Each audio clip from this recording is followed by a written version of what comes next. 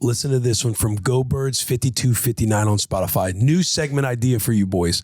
Dumb shit kids get upset about. Ooh. First one, my 4-year-old had a meltdown because we wouldn't buy, in his words, cleaning robot to clean the house for us from Costco. He was referring to a Roomba. Oh yeah, no brainer. No brainer on the shit that kids break down about. Literally yesterday. Yeah. I asked Rue if she could go upstairs and get a Band-Aid for Scotty. Scotty stepped on a screw the other day. But Rue like brought down something. I was like, hey, sweetheart, do you mind going up and grabbing another Band-Aid for Scotty? And she just immediately shoulders drop. She drops to her knees in sadness. And I'm like, oh, dude, what are we doing? All you got to say is like, no, I'd rather like, Dada, can you go up and get it? Yeah. And it just, the whole way as I'm just stomping up the stairs, just thinking, God, oh, dude. you went. Yeah, I went and got it because once she dropped to her knees, I'm like, all right, dude, I'm just trying to see if we're a tribe, we're a team here. Help Dada. Yeah, can you just help Dada? Look, I'll go get, this is not that big of a deal. You don't have to break down over this. Yeah. Just simply say like, you can kindly try and say, no, I will push you to try and go up there and get it. But you don't got to they break these kids, man. They break down over the craziest stuff. If you want to see a real life interpretation of that, Wet Hot American Summer. Have you ever seen that movie? I have not. You would think it's very funny. Have you seen it, Chef? Yeah. Paul Rudd. The scene with Paul Rudd where he's a grown-ass adult in the movie too. And the head of the summer camp tells Paul Rudd's character, who's a counselor, hey, do you mind taking that tray to the, like where we put the trays in the lunchroom? Like you can't just leave it out. And Paul Rudd's character just instantly throws it and throws his arms down and just starts going. And he does. It's like a 5-minute scene of him acting like a 4-year-old. Yeah, you will love it because you're like, yeah, that's it. That's what these kids do. That's what these toddlers do. But anyway, welcome to another episode of For the Dads, Papa Team 6. As you know, I was just reading a comment. We are massive in our community of Papa Team 6, Milk Team 6, Semen Team 6, Goon Braze. Everybody out there tuned in right now. If you are new to this show, we're happy you're here. We just basically embrace the love and suck of fatherhood. You get a lot of marriage talk. You get a lot of parenthood talk. I am a girl dad myself. I have 2 little ones, a 4-year-old Rue, who just turned 4 in April, a 19-month-old Scotty, and my co-host here, Sherman Young. He is a father of 1, baby ScarScar, Scarlett, who turns 1 on July 3rd. Round of applause. Sound off in the chat. Happy birthday, Scarlett.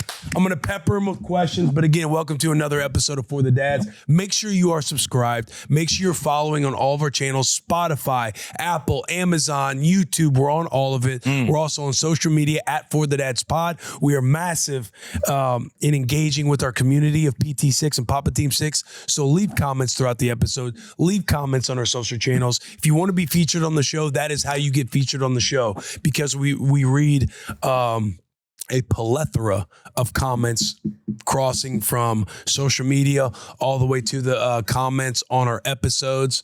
But this week, I'm going to, Sherm, I am going to pepper you with questions about Scarlett turning 1, reflecting on the first year with ScarScar. Me, myself, I am itching. Right now, it's Friday, June 26th, by the way, anniversary. It's your boy's anniversary with Charo. One shelf. And a round of applause because it is his anniversary. We got a little something for you that we would love for you to open. Because it is Charo and Will's anniversary today, and we love our Willy One Shelf. Best part, here's the card. Best part about me being married is having someone to split the pizza with, to binge watch the new season with, to laugh out loud with, to hug during the storm, to always lean on, always. What's the best part about being married? Knowing that you'll always be sharing your life with your favorite person by your side. Happy anniversary. Signed by all the boys. Yeah. I love you guys, man. And Charlie, if you're listening, happy anniversary. If she's listening now, that means she's listening to this podcast in the middle of our vacation. We are going on vacation. I said I was itching. It was June 26th on Friday. Tomorrow on the 27th, we're taking off Italy and Argentina, man. Come on. We'll be Buenos Aires. Buenos Aires. We'll be in northern Italy, in Austria for 2 weeks, full 2 weeks. That's sick. I actually just found out we weren't getting back until the 11th 2 days ago.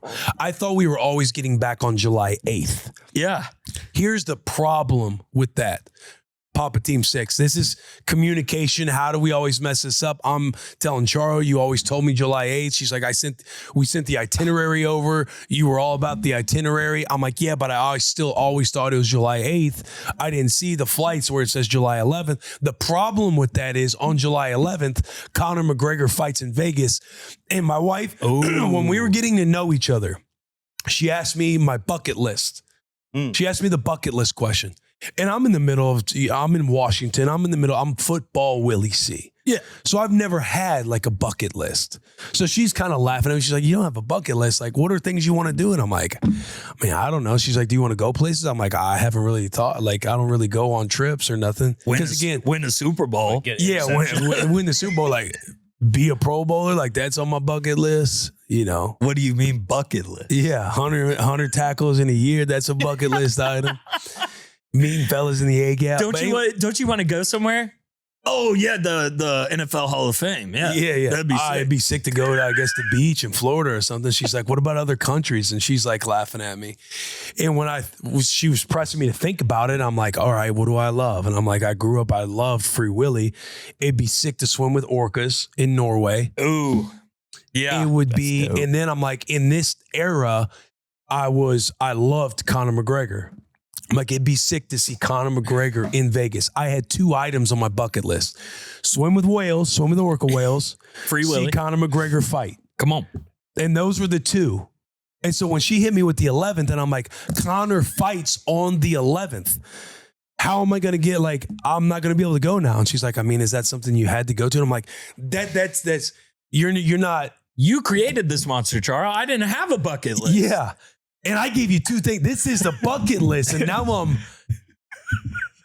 hey, I was tight. It was one of those silent. We were driving to get pizza at the time with the kiddos. I just kind of sat silently because there's a part of, I got to accept this. Like, nothing's going to change. Yeah. So why create something bigger than it needs to be? Yeah. I'm already here right now. Yeah. So let me I'm more of an internalized, like, just sit in it. Just be silent. Yeah. But now I'm going to try and make a play. You are quite literally explaining exactly where I was with first birthday party, Baylor versus Auburn in Atlanta. Yes, kind of. Yeah. I don't want to fully put Charo in the wrong of said. No, there was not that you're putting Jill fully in the wrong, but I'm saying like, there wasn't like, I didn't do the planning. I didn't buy the tickets. Yeah. To where I'm set and then she throws something on me. Hey, we need to be staying till the 11th because of X, Y, and Z. Yeah. This was like very premature when we're talking about it. When can you be gone for busting with the boys? Because again, very intentional about trying to plan, prioritize. Let's get away. Let's do vacation with the family. Let's just get out because we've been doing just a lot of shit. Yeah. And it was just always either June 26th to July 8th or June 27th to July 9th. When I look at the calendar, I'm like, it's going to be our anniversary on the 26th. It's going to be a Friday. Let's just go on Friday because then we can get back a day sooner because I'm thinking about the work weeks and everything else. Yeah. So when I found out it was the 11th, dude, because she hit me with something. This would be like personal. I don't know if I'm allowed to talk about it yet, but she's like, hey, I'm able to do X, Y, and Z on Monday when we get back. And I'm like, Monday when we get back, I was like, we don't get back until Wednesday. I'm like, when are we getting back? Thinking we're going to get back the weekend before July 8th. And she's like, oh, we get back on July 11th. And I like sat up out of my chair and like looked over at her because over in the passenger seat. And I'm like, July 11th? She's like, yeah, what's going on? I was like, what do you mean what's going on? McGregor fights.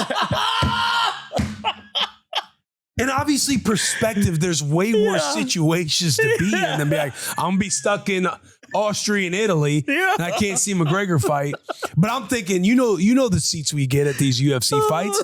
We're like up there feeling everything, feeling the sweat, tasting the salt, bro, feeling the blows. And the McGregor being away for 5 years, walking into that arena. Oh, it's going to be pandemonium against Max Holloway. It's going to be a movie. I would love to know how women feel when they're talking to us men. And I'm just going to take Jill's stance on this. And Charo probably feels similarly. Of Jill sitting there telling me, Katie said this to this, and did you know Chelsea and Brad, they're pregnant and da-da-da, and and we can make that birthday party, da-da-da, and I'm just sitting there driving going, oh, yeah. Oh, they're pregnant, yeah. That reminds me of like that's Mr. Incredibles.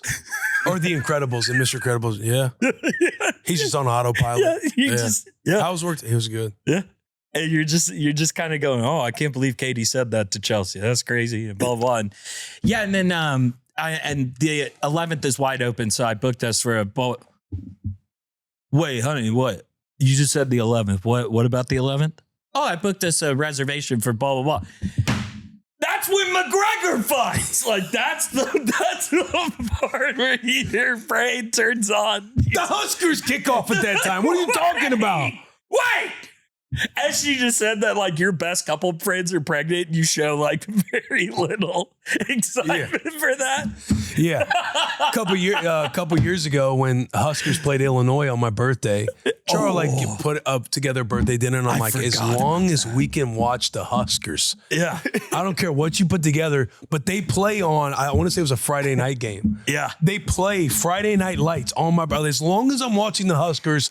Sure, I'll go out to eat dinner. We can invite friends, but as long as we can watch the Huskers. I'll get my toes done, honey. I don't care. As long as there's a TV with the Huskers on it. I forget where the restaurant is. It's over in Germantown. Awesome restaurant. And we walk in and there ain't no TVs. And right when we walk into the room where we got my dinner set up, I was like, sweetheart, where are we going to watch the Nebraska game? And she's like, I talked to the restaurant. They said they have a TV. And they're like, oh, yeah, we got your TV. It's a roller TV that they bring into the room. And they like kind of can't get the channels going at first. Yeah. And I'm like, hey, what are we doing? I'm just going to have to sit here on my phone. And everybody knows, guys, I am so grateful that you're here for my birthday. But you all know I love Nebraska. I've got to watch this game. Hey, waiter. Yes, sir. Did you decide on those specials? No, I can't get the TV to work. It won't go to ESPN. Everybody else is mingling, and I'm just watching on my phone. The Huskers play Illinois. We lost an OT. Yeah. And it was brutal. Y'all were up early, too. I remember that game. Yeah, we missed one in the end zone, 2 game-winning drive, to where we even had a game-winning field goal, not a hard one, like a 30-yarder, and we shanked it. You did. They score an OT. We start off with the series in OT, then we get the ball in OT. We start off with a penalty. Yep. Then a false start. We get sacked. I wanted to off myself, but that's neither here nor there. But it was my birthday. Hey, but it was a good birthday party. It was a good birthday dinner. Thanks, honey. I didn't talk to nobody. Dude, I love that so much. That is such guy energy. But get this. I'm making a play. Yeah, what is the play for the 11th? We land. I texted my wife yesterday. I'm talking with Clump. I'm talking with Taylor. And I'm like, sweetheart, when do we land on the 11th? We land at 6 p.m. Oh, the flight won't be till late. Yeah. And you buy 2 hours going to Vegas. So you land 4 p.m. Vegas time. Getting a plane. Your brother, you Gucci. Getting a plane. It's going to leave at 7. Yeah. We should probably land at 8:30 or me. I should land at 8:30 or 9 local time. Fight won't happen till 11. I might miss a couple fights on the main card. Yeah. But as long as I'm in there seated for that McGregor fight, main event, because it'll probably, that fight local time will probably happen around 10:30 Vegas time. Because usually 11:30 midnight here, I'm making that fight. And then Taylor, their due date is July 15th. Oh, God. So he's kind of on call while he's out there. But after we see the fight, then we're getting to the airport. We're flying back right away. Same night. Dude, there's so much going on kid-wise in this office that completely goes, wow, on me. Yeah, Clump. The Clumps are due around the same time. The Clumps are due. It's looking like Scarlett might have a birthday twin. Mm-hmm. A very good chance they're saying the second, third, or fourth will be the day. Yeah, Clumps are due in July, early July. Lawans are due in July. Scarlett's turning 1. Scarlett's turning 1. I had a great APR from my mom. Not my wife, my mom. Got a nice little text after last week's episode. Y'all remember me saying, hey, my best friend just had a daughter born the day before my birthday? Get a nice little text from my mom, goes, y'all are birthday twins. Remember, it was a huge deal. She was born on your birthday, not the day before. Well, there you go, APR. You got a birthday twin. That was the craziest dad brain of all time. I just was like, yeah, she was born I don't know, a day before me. She's born on my birthday. She's my birthday twin. Who's the birthday twin?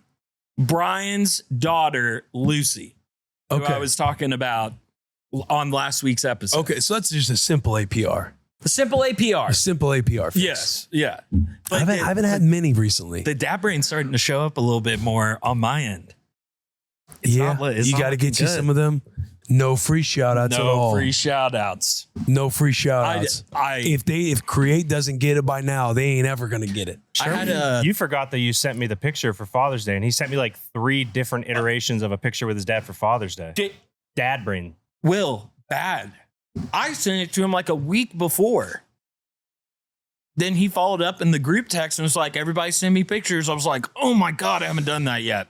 Send him 3 more pictures. Dude, I got Charles sent me a voice note this morning as far as like taking advantage of dad brain, because I do feel like wives and girlfriends, I feel like you guys do this, that the male brain is obviously fleeting. Dad brain is real.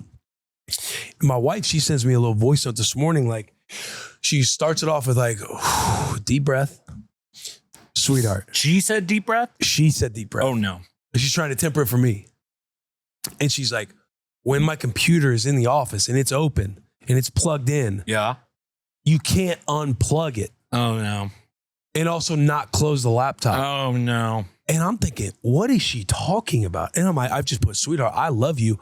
I didn't touch your computer when I went in there last night. I just opened up the box because I got you a gift for our anniversary. It's a little picnic basket, by the way. Year 5 is wood. The theme is wood. So I got her a picnic basket that says Compton family on it because she loves picnics. Dude, good gift. Great gift. But all I did going in there was get the gift out of the box. I was like, I didn't touch anything. And she's like, I guess it'll be a mystery then. She's like, I was like, could you have rushed out of there when you were on your sales call and accidentally done something? She's like, I just got up from my computer to go make dinner. Is it? Yeah. And I'm like, well, I didn't touch it. She's like, oh, I guess it'll be a mystery then. But I know she thinks I did it. Oh, no. I thought there was going to be some kind of circle back that it was you. And it's now not. I feel terrible because I was siding with Charo on, we do shit like that. But you're saying we do shit like that to the point that if we didn't do that shit, they could still say, hey, you did it. And they say it to you enough that you start to question your own self. Yourself. I was believing her. I just fell There's for still it a part of me that believes her, and I know I didn't. Yeah. I truly thought you were about to be like, and then I realized, after I opened the picnic thing, I did do it. No. That's how they get us. Yeah. But then they beat you down with, not like beat you down, but they pepper it enough to where you're like, maybe it was me. Maybe like it wasn't you at all, but you just come around to taking accountability for it. Cause you're like, this ain't worth what's about to happen. I won't do it again. And it doesn't even feel like you're like taking a bullet to like protect the president. It ultimately kind of feels like you're just humbling yourself. Yeah. And just going, you know what? I strip it off. You're right. Yeah. I didn't do it. I know I didn't do it. Maybe I guess I did. I don't know. Yeah. Because the dad brain fails us, gentlemen. And it's starting to hit me more and more and more. Yeah. It's not good. Oh, yeah. I am getting really good sleep, though. If we want to touch back very quickly on the early to bed, early to rise quote that I did the other week. Getting good sleep. Brother, this going to bed early stuff. My parents were right. They were right the whole time. They just go to bed early. That's all I have to say. Get in bed early, pass out early. I woke up to no alarm clocks this morning at like 5:45-ish. Like, woo, let's go. Didn't have to go hit the coffee. What time you going to bed? Oh, dude, last night, like 8:45. What? Yeah. It's like I yearn for that. It was so badass of how I locked in. I put my audiobook on while Jill was doing tuck in. I put my Game of Thrones audiobook on. I'm doing the dishes. I'm getting the bottles ready for tomorrow for daycare, which, by the way, Scarlett's transitioning to whole milk. We can talk about that later. Hell yeah. Talk about that later. But I'm getting everything done. Okay, dishes are done. That's been a big thing. By the way, that's you're not feeling it because it's natural to you. That's a subtle dad hack. When mama's up hitting bedtime, you're prepping, you're recapping the day by doing the dishes and cleaning off stuff. Dude. You're prepping for the next day. Yes, you're dude. getting ahead. I feed So your ass isn't lazy, sitting on the couch watching TV, and mama comes down. You didn't clean the bottle. You didn't do this. Why do you do that? Or they don't say nothing. Yeah. Here's a Hall of Fame. Oh, Here's a Hall of Fame play that they usually make. Go ahead. They say nothing. They just get louder when they're doing all their things around the house, like in the kitchen. Yeah, the dishwasher usually when it runs is like, and then for some reason that day you just hear the dishwasher stomping around the house. And God forbid you mess up, dads, by saying, oh, don't say it. By just simply saying like, hey, sweetheart, when are we going to start the show? Oh, I thought you were going to go with the, hey, honey, you need any help in there? Oh, yeah, maybe I do. No, it's even worse. You say, hey, when are we going to get this show going? Oh, I'm sorry. I got to do all of this stuff around the house. Yeah. I got to clean the dishes. I got to put the kid down. I got to get the backpack ready for tomorrow. I got to clean off the counters because I don't like clutter. I got to pick up the shoes. They're saying everything where you're just sitting there like, oh, fuck, they're coming at my ass right now. Oh, this is something that I did or did not do. Mm-hmm. This is my fault all of a sudden. Yeah. You're getting the very passive aggressive lecture in real time. Honey, House of the Dragon season premiere comes out at 8. I don't know what to tell you. What'd you say? What'd you say? Yeah. How to Train Your Dragon comes out. That was really funny. I told Jill, I was like, are you excited? And she was like, excited for what? I do that whenever there's like a new show coming to get Jill in the mood to watch it. I was like, season premiere, How to Train Your Dragon. And she was like, what? And I was like, the new season? And she was like, I didn't know they were doing a show on that. I was like, doing a show? We've watched the first 2 seasons together. What are you talking about? Finally, the wires got connected. Yeah. I figured out my mistake. It was not the season premiere of How to Train Your Dragon. House of Dragon, good show. Great start. Tone setter. If you're a Game of Thrones fan, House of Dragon starts off with a bang. I'm a big sheep stealer guy. Yeah, who is it, man? I can't consume enough of that. Of that content. I love it. And where was I going with all this? Was there that in the House of Dragon world? Even the guy would almost be like, "Oh yeah, House of Dragon starts at 8, so I just figured we'd watch." Oh yeah. I figured we'd watch House of Dragon at 8. Like, let me help you. Oh, I've already done it all. No. Oh no. Well, I guess this blanket's already kind of warm because I've been laying here for a minute. So come on in. The only saving Hail Mary you can make is just getting them a glass of ice water. Yeah. Or making a little bag of popcorn for Jelly Bean. That's always if she's kind of, not feeling the movie night or whatever, you get a little bag of popcorn going, you get some M&Ms and sprinkle it into the popcorn for her. Yeah. Game over. Or just run to the closet, grab the vacuum and just turn it on and start going. Ooh. Yes, the mop and the vacuum are a cheat code, dude. Those are, but that would almost be with some comedic relief. Yes, in this scenario that we're talking. Yes, because wifey's already upset, and you're really doing it with the mop. Yeah, like you're really. I've already done it all. No. There's got to be something else we can do, and then you just start weirdly like running in place, just kind of around the house looking for things. Did you mop? Yeah, did you mop? Let's go get the vacuum. Get the vacuum. You just start doing it. All you got to do is get them to crack a smile. Yeah. Then you stop, turn it off. I got you. I'm sorry. I fucked that up. I'll do better. I am sorry. So House of the Dragon? Yeah. Can we? We're going down? Yeah. Dude, it does work. It does work. Yeah. And truthfully, like as long as you keep your poise in the pocket. you have to. Because right there is a domino effect of now we're just both getting kind of pissed off at each other. Yes, because I can apologize profusely, which will then lead to Jill being like, well, this is the same old story that I've heard 30 million times of Sherman apologizing, saying I'm going to do a better job. And if they hit you with the trigger word of always. You always say this. You always say this. You always do this. It's always me doing it. That's my trigger word. Guess what? The always is my trigger word. Hey, guess what I don't always do? Sprint to the vacuum closet, whip out the vacuum, and just start going. Yeah. So I'll switch it up for us. But truly, that's what Jill was when we were whisper arguing of like prioritizing things around the house so Jill doesn't have to prioritize them. So Jill has more time to do stuff that Jill likes to do instead of prep the house.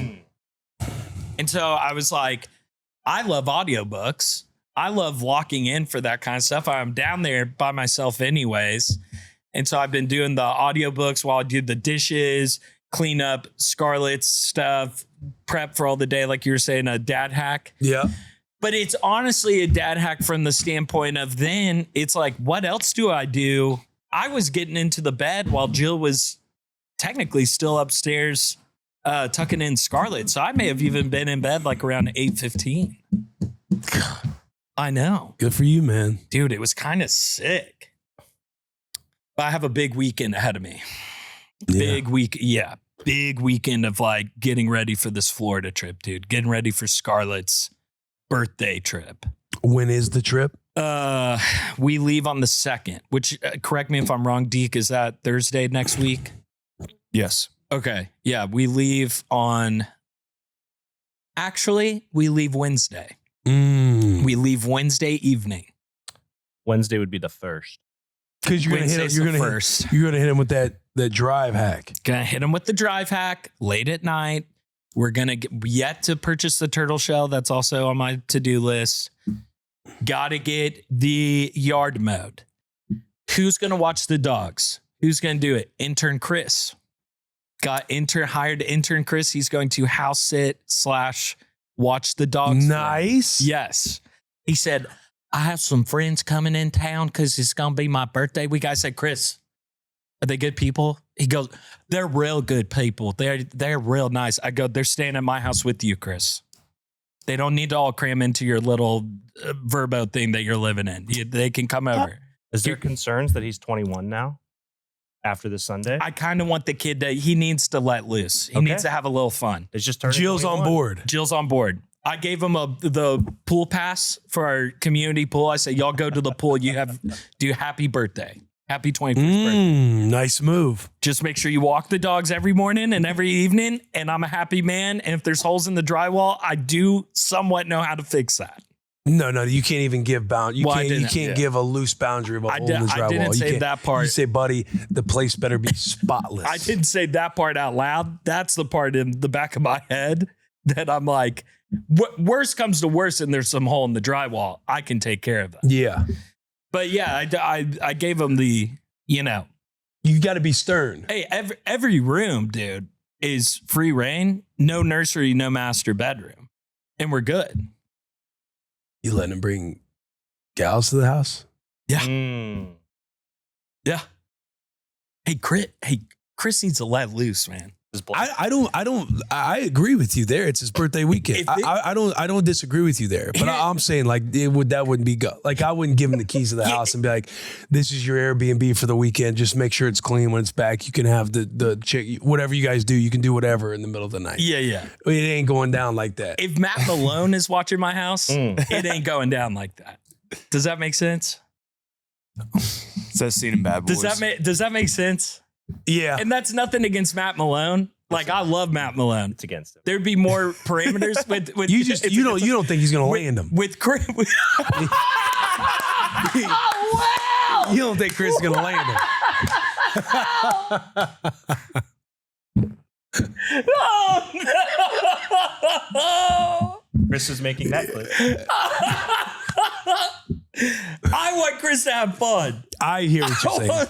Hey, I hear what you're saying. He's gonna have his boys over. They're gonna play board games. They're gonna play some board games, maybe a video game. Oh my God. They're gonna be respectful. Sherman, is it okay if I plug in your Xbox One for you into the TV? Yeah, go ahead. Matt's phone call. Hey, I know you said people coming over was like good. Is it like good if it's like 40 or 50 people though? Is that cool? Matt, that's called a party. That's a little different than a How many friends is he having in town, Chris? 2. Okay. They're Aggies. They're Aggies. If there's any school that you're like, okay, I can live with this. If they go to Texas A&M, I feel like the student body there, I'd be like, yeah, it's fine. Yeah. Chris is a good boy. He's a good boy. He's a good boy. Does Blake know? Does Blake know? Oh, Blake is aware. Okay. Is Blake Blake's is aware. neighbor, yeah. I don't want Blake beating the. You need to have absolute Blake crap keep out- an eye. I need Yeah, to. yeah, yeah. I might need to have Blake mess around with him a little. Yeah. Mess around. Yeah. Hey, Sherman told me to come pop my head and kind of, check around the house. Blake should put packages on your front door for Blake's house and see if Chris brings them over. That would actually be funny. Just force his hand in like doing interactions with, that'd be funny. tell Blake to come over and like leave the backyard gate open so the dogs get out. Yeah. Well, Chris, what are you doing? Sherman asked you to watch his dogs. They're out running around everywhere. I found them though. Good thing I was here. Have Blake steal the dogs and go tell Chris. Yo, that would be funny. That would be funny. Have him take the dogs. He just finished his fence. He hand built his fence, y'all. His backyard fence. I'll get some pictures for you. You Chef. need your dogs need to be in his yard, his Yeah. backyard. And Chris has got to have the stones to, get the dogs back. And then you want to see if Chris tells you about it. Mr. Blake, sir, I believe Sherman's dogs are in your backyard. I That's came a here to good- watch them. Oh my God. That's a good impression of him. Thank you. Yeah, that's a good impression of him. How long are you guys staying in Florida? A week. That's going to be awesome. Yeah, 2nd to the 9th. Dude, I'm really excited. I know. I can't wait for the vacation either, man. The travel there is going to be a grind. Yeah. Like we fly to Chicago first and from Chicago to Munich, and then it's transportation for 2.5 hours. So we're going to be traveling a while. That'll be a grind. That is what it is. Those are the ones you're just going to have to accept and embrace the suck. But being there, dude, it's going to be phenomenal. Each spot we're at has some childcare services with it. Oh, that's It's just going to be the sick. family. It's just going to be us 4 ripping. Like the hotels that you're The staying hotels. at. Dude, that's sick. Yeah. And I'm so excited. Everybody keeps talking about the Dolomites. What is I don't know. Austria. is that Dolomites a in mountain Austria? range? The mountains, like Sound of Music that I've told Will about Oh, like no 5 times. way. Dude, gotta see Sound of Music. It rips. Yeah, that's what people say. That's what they Chef say, says, man. But I'm fired. It's going to be so nice. That's going to be really nice having childcare there too, dude, that y'all can sneak off and go do like anniversary style like things of dinners and no pressure of watching the kids. Like, yeah, because when it's just the fam, Yeah. when it's just you guys, your tribe on vacation, like it's still chaotic Yes. because you're juggling so many things and you have no help. Yeah. So there is a sucky part of going on vacation with the fam 100%. in those moments that do make like the vacation itself. It makes it all worth it. Yeah. But yeah, knowing we're going to have some childcare is going to be a breath of fresh air. Dude, that's going to be nice. You get to go be a couple. Yeah. That's a good feeling. I know that is probably built in with like our vacation to Florida. Like I'm sure that Papa Sherm and Miss Amy are gonna, Knock it out of the park. hey, you guys go do whatever one of the nights. I'm looking Help with forward to that. bedtimes. Oof. Like, yeah, man, that's gonna be amazing. And just during the day too, I have another video I need to send to Chef. Scarlett is ripping on her walker, dude. Those stand-up walkers. Yeah, that yeah, roll. Fast, like out of control fast. like doesn't have control when she's going. Makes you a little nervous. Makes me really nervous, but she's staying vertical somehow. And I'm like, okay, like I'm a proud dad, but I'm also kind of filming. I'm like, oh shit. She banged it up against the wall and then turned around with one hand. Then you're questioning yourself for filming it.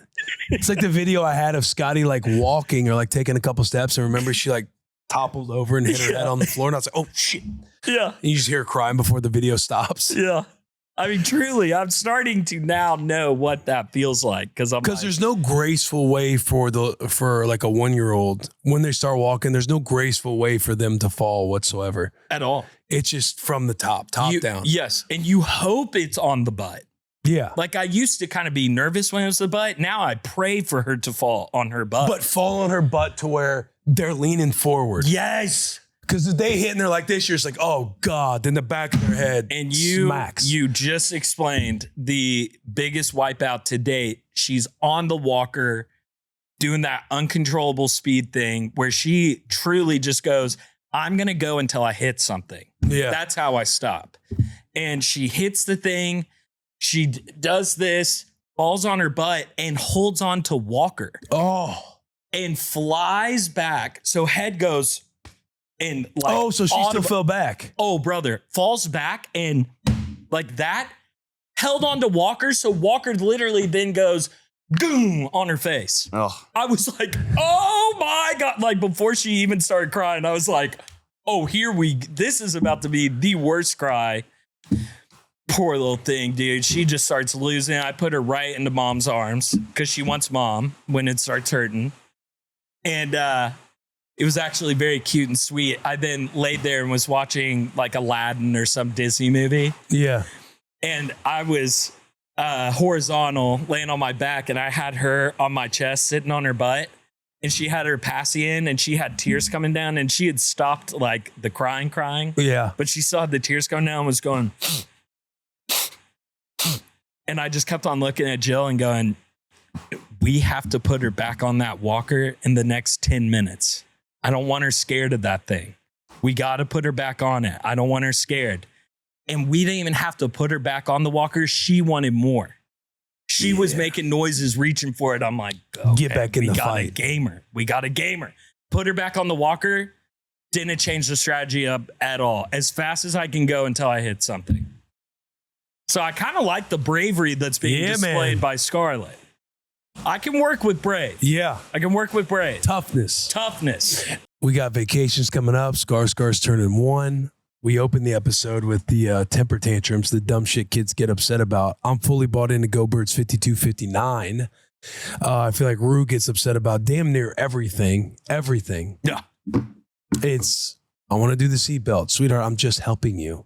Like, I'm just trying to get your arm. And then she's like, I wanted to do it. Well, the seatbelt's kind of like sitting over. I wanted to do it.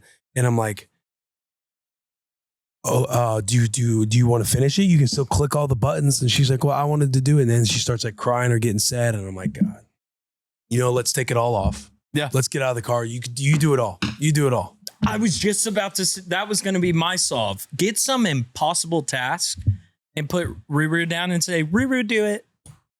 No, Ruru, do it. No, go ahead. You want to do it? You big girl. Just get her a big old axe and some wood and say, hey, we're splitting wood and Dada's going to do all of it. I'm splitting all this wood. You don't get to touch the axe at all, Rue. No, I want to do it. But then when she can't do it, she'll get upset that she can't do it. And she doesn't ask Dada to do it then?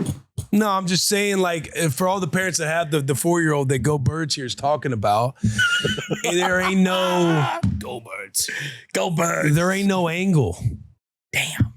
Just like talking through it. You lose either way. We get to the point, like Charo and I we're getting to the spots where we're just like, hey, we're not going to answer you if you're whining. Yeah. We're not going to answer you in your whine voice. You can use your strong voice. You can use your confident voice. Whenever you calm down and can breathe and know this is not a big fucking deal. Yeah. And when you touch us on the arm and talk to us, we'll listen to you. Yeah. But while you're whining, you're not going to hear from me. Yeah. Because I'm sick of it. I'm sick of dealing with it. Now that I think about it, I can't even hear it. Yeah. I really can't even hear it when you start talking like that. I fully support that. Because Scarlett is starting to do that too with the separation anxiety. Whenever we put her down, dude, and start doing stuff around the house, it's just instantly of like, come pick me up. Like, what are you doing? Then you as parents, you start to question, do we hold and do all this stuff way too much? And I've taken the staunch approach of, I know she can't really understand me at 11 and some odd months, but I'm like, Scarlett, no whining. No whining. You can play by yourself. You can play by yourself. And she'll start crawling to me, like still crying. You walk away from her? And I get a toy and I put it, yes, I walk away, I get a toy and I give it to her. I go, you know how to play on your own. You got this. Yeah. You big girl. You go and resituate and put the toy in front of him. Yeah. Here you go. You can play. You big girl. You got it. Like and Jill and I have been joking. I'm not putting Jill on blast. Like Jill was telling her mom, Sherman's way better at that than me. Because Jill's the one that wants to go pick her up and it's okay. Sad. Yep. And I'm like, honey, I can't, every now and then, like if she's really, really sad and we haven't been holding her, amen, go pick her up. But like if we've been holding her all day and we're just taking 10 minutes to make dinner, I think she's going to be okay for she's 10 minutes. Be good. Yeah. How close is she to walking? She's getting close from the standpoint of on the walker, it was like we're kind of figuring it out. We're figuring it out. Now it's like down hallways, like going long ranges with that. And then she's independently standing up now. Yeah. Of like independent of furniture. But once she gets up, she has no idea what to do. She just instantly plops down. You have, I think, right? Like maybe I got this from you. You have the little seat that sits on the island. Oh yeah. To where it's like when you're making dinner or doing stuff around the kitchen, you have them propped up to where they're like, they can keep themselves busy. Yeah. Because then you'll get to where you can get them their little side stool or whatever, where they can kind of stand at the island with you. Ew. But you're probably a couple months from that because you want them because it's like there's also the one that we have is there's like an opening in the back. So if she wasn't, you didn't trust her enough, she could like fall and go out the back side. Yeah. Because you can like take this, what's it there? Yeah, their stool. I forget exactly the name of it. But you can fold it into a table too. So if they sit down at the little table, or you can prop it up. Yes. Okay. I have seen that in y'all's kitchen before. Yeah. Yeah. To where you'll just sit them there and they're like they're like doing stuff with you. You give them something to do. Yes. Or a little snack, whatever to keep them occupied. Yeah. But once you get strong enough to do that, you'll be able to get one of those. Yeah. Cause she's at the point where I can confidently put her down in the living room and know that she's not going to hurt herself from falling. She's going to crawl to a piece of furniture. She's going to prop herself up on it and stand, turn her body out with like one hand on the furniture to like wave hi to dada. That's new. Of course. Watch Bluey. We love Bluey. And what a bozo move I did week 3 on this show. I don't like the show Bluey. And you can run the clip. I'm such an idiot, dude. Bluey is one of the best shows of all time. Dad brain, I don't even remember you saying that. It's like one of our initial quote graphics that did numbies because everybody was in the comments like, this Sherman guy's an idiot. Yeah, that's an idiot remark. It was an idiot remark. Bluey's a great show. One of the better ones out there. One of like a top 3. And we've been ripping Bluey. But she's at a point where I can confidently, she can operate in the living room. But the solo walking, we're probably, what would it be? Like 3 months away from that, 2 months away from that unless she keeps on like diving headfirst into it. The people at the daycare are like, she is so confidently like moving around without us that we're honestly wanting to kind of move her up into the older class. We just have to get her on whole milk and off of formula in order to do that. Because she's still 2 naps a day and formula. And they said she needs to be fully whole milk, no bottles, and 1 nap a day before we move her up. And so that's Jill and I's like new project challenge. Yeah. Because when you start introducing whole milk, you'll mix it with some of the formula, right? Yes, sir. So we're going a little bit at a time. Yep. Yeah. And that's exactly what we're doing right now. 6 ounces of formula, 1 ounce of whole milk. Yeah. And she's none the wiser. She's deleting her bottles. Yeah. She'll love that whole milk. Yeah, we'll get her onto it. I had a follow-up that I did want to read. Hit him. Yeah, let's hit some comments. Because there were some comments from our episode with the dads that we didn't follow up until just now. This one, I just made eye contact with Senor Chef. Chef, it was pretty much just John and Jack handing comments on last week's episode. Oh, people love the Hannings. What a great episode. Chef and his dad sound so much alike. What was there was one comment. We might even said it last week, but there was one comment to where it's like, The helium one?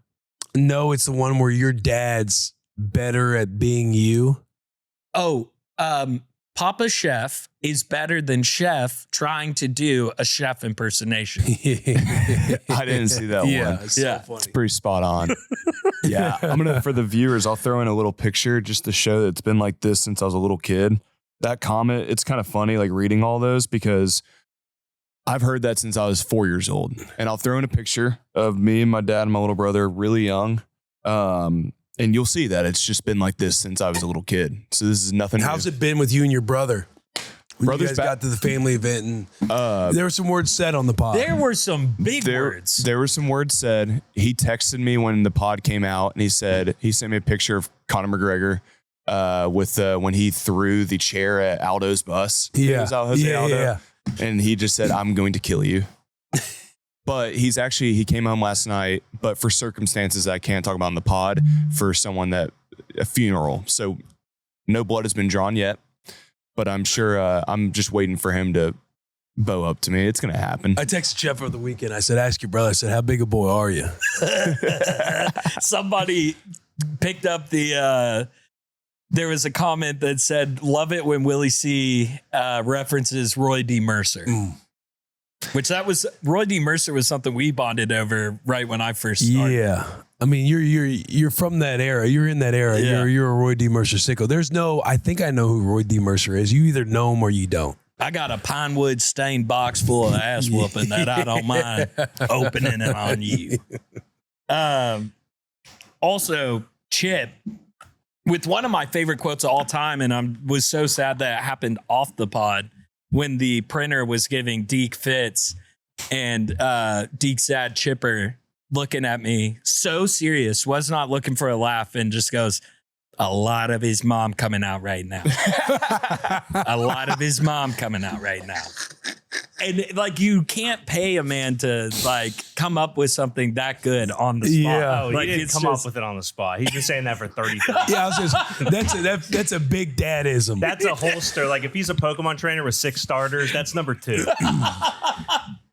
My dad would email with Coach Dobson in Nebraska, my strength coach. He would email with him. That's incredible, dude. My dad would like check in, like, hey, you don't get him going enough, just start throwing empties at him. That'll get his ass going. I was about to say, dude, does he still have that email address? Because you have to find that email chain and go back now. Start throwing empties at him. Or like when I'd have surgery on I broke my foot. I had surgery on my ankle in Nebraska. And then when they would just catch up, he'd be like, he's got his mom's feet. Brother, start throwing empties at him. Oh my God. Dude, I'll read another comment, and then I want to say something about your dad. Lucas Meyer. This was something that Chipper also brought up. FYI, Schwanz in German means eggplant emoji, and pronounced Schwanz, I believe, in German. The whole segment had me dying laughing. For the dad's reply, damn, they really had us running around saying we can't wait for the eggplant man, the Schwanz man. The Schwanz. He's outside his van. Let's go buy things. Yeah. Oh, it's the Schwanz. I got a couple here. This is from Polo Magno 23 on YouTube. Again, if you are listening and watching right now, leave comments. Drop some comments. Please. Come on, Opa. Willie sees donut. Willie sees donut. Now this. Lock in. And I got another one here. Matter of fact, we got a double from GoBirds5259 on Spotify. Hey, Another one from GoBirds. He's been featured twice now on this one. That's gotta be Jerm. Grandparents who struggle with watching grandkids blow my mind. Like, bro, you did this shit for 18 years. How am I better at it than you? And I could not agree more. To Willie's burner. Yeah, it's my, I looked at my mom when Scarlett first came home from the hospital. You remember they stuck around for a little bit, and she asked me one of those types of questions that I legitimately looked at her, and all I wanted to say in that moment is, "Shouldn't you be telling me?" yeah. I don't know. I just met this thing 2 weeks ago. Yeah. And now it's been decades. Yeah. So you can be forgetful, but it's like, you can't even find the instinct in them. Yeah. For the kind of the right answer. Yeah. The only thing that I have that I try and come to grips with, perspective wise, Yeah. What's going on? is just that the era of fatherhood was different back in the day. It was. Like, I can tell. It was. Yeah, I can tell my dad never changed my diaper. I can tell my dad never really did a whole lot of the baby stuff. Yeah. Toddler stuff. You can't convince me Johnny Unitas could teach Patrick Mahomes a thing about football. But we know Johnny Unitas was good at football. And that's kind of where my head's at with our dads. Yeah, the great analogy. That's a really good one. That's a Because really I good know if my mom was here, she would crush it. Yes. I think so. Like, I believe so. I've seen her around even other kids as I've gotten older. Like, she would crush it. And I can just tell she was like the mom and the dad. Yeah. The dad just worked. It's like putting food on the table. It was just putting food on. We're in a different era. Matter of fact, I'm going to try and find this, but how much involved dads now are in this generation is massive percentage more, a big margin more than dads were back in the old era. Well, and a lot more women working as well full time, which I feel like has a lot to do with it. Like your marriage, you and Charo, both working full time. My marriage, both working full time. Your fiance and yourself, both working full time. You and your girlfriend, both working full time. Like it's a different Somebody world we broke live through in. the mold, got a job, and said, "You're going to do this with me." Yeah. Yeah. Somebody somebody put their hands up. Which one of you did this? Somebody let him work. I'm joking. That is, It's a PT bit. that's a PT bit. That's a PT bit. PT That's bit. just dads in the garage Milk tea, knowing we fall short and just saying easy, low-hanging fruit jokes. low hanging fruit. That was immature. Milk Team 6, we love ya. yeah. And Milk Team 6, we love the paychecks too. I'll raise my hand and say it. Love double the- salaries. Love double salaries. Dual income with kids. We were dual income with no kids. A dink. But now dual income with kid. That's crazy. There was something else I was going to say though. You want to say something about my dad? I'm going to read this comment. I want to say something about your dad again. I was going to say something about your dad. I don't remember specifically, so I will just say an overarching thing. It's always good to see Billy C. And I got to talk to Billy C way more this time around.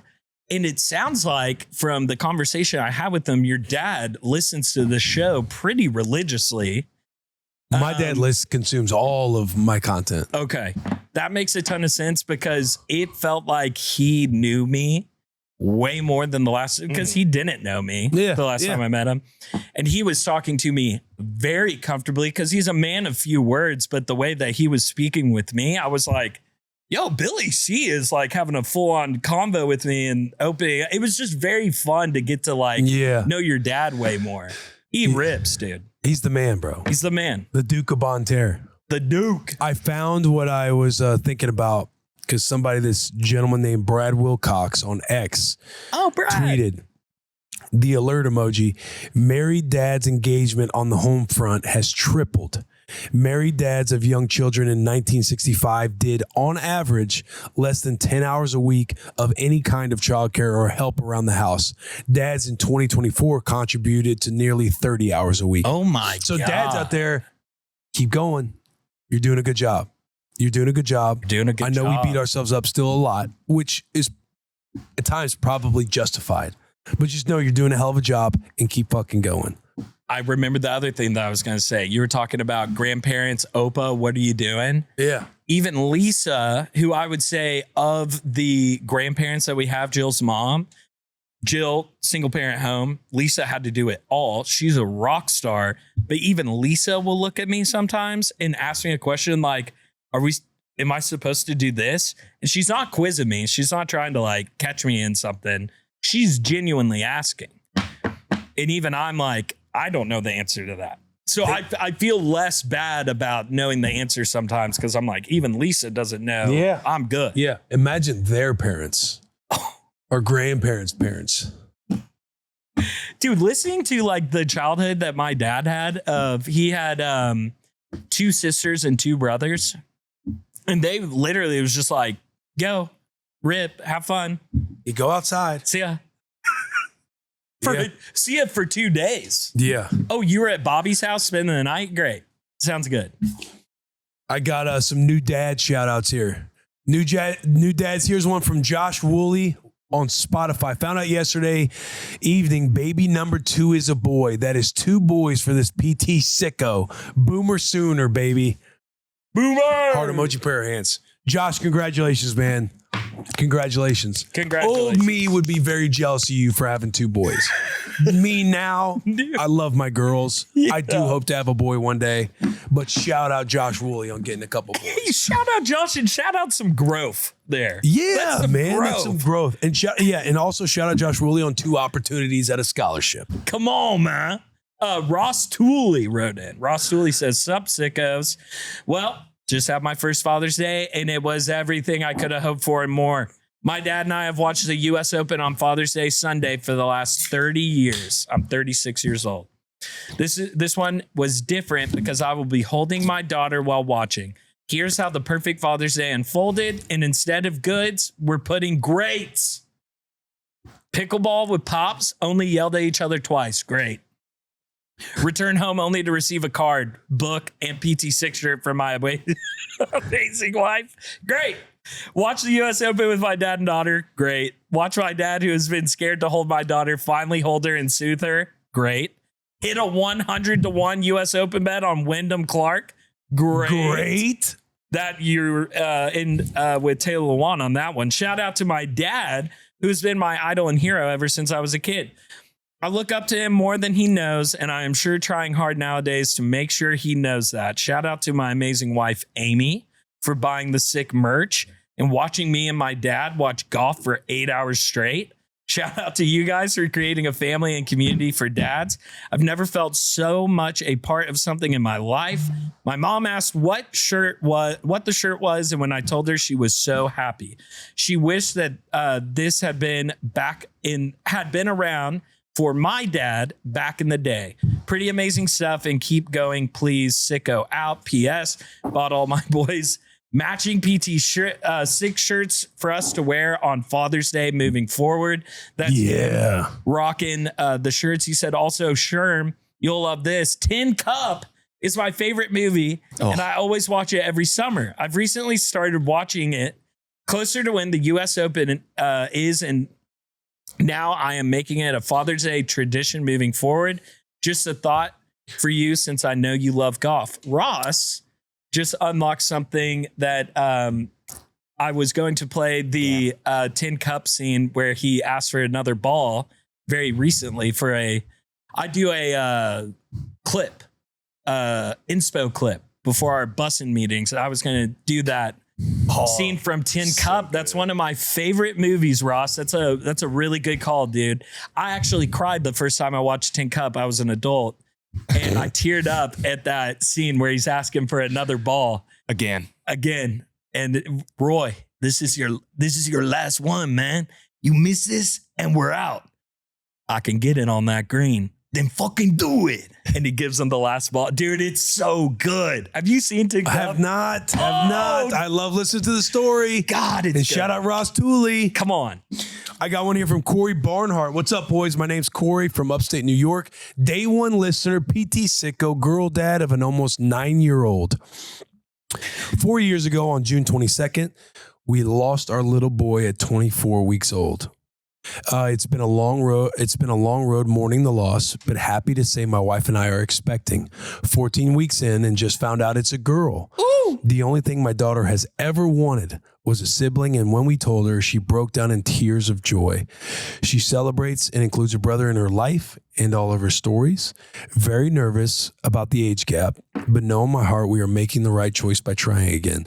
Love the show, never miss an episode, and definitely never forget to take the trash out. Much love, Corey. And what was Corey's full name? Corey Barnhart. Dude, Corey Barnhart. Thank you for writing in and sharing that, dude. Yeah, I can only imagine how much they're hanging on to get beyond the 24 weeks. Oh, for sure. Because that is, yeah. That is hard. Yeah, that is hard. That is hard. It warms my heart to know that their 9-year-old just broke down and is just excited. And for excitement, for further excitement for them, our neighbor that I talk about a lot, they have a 7-year-old and a 2-year-old.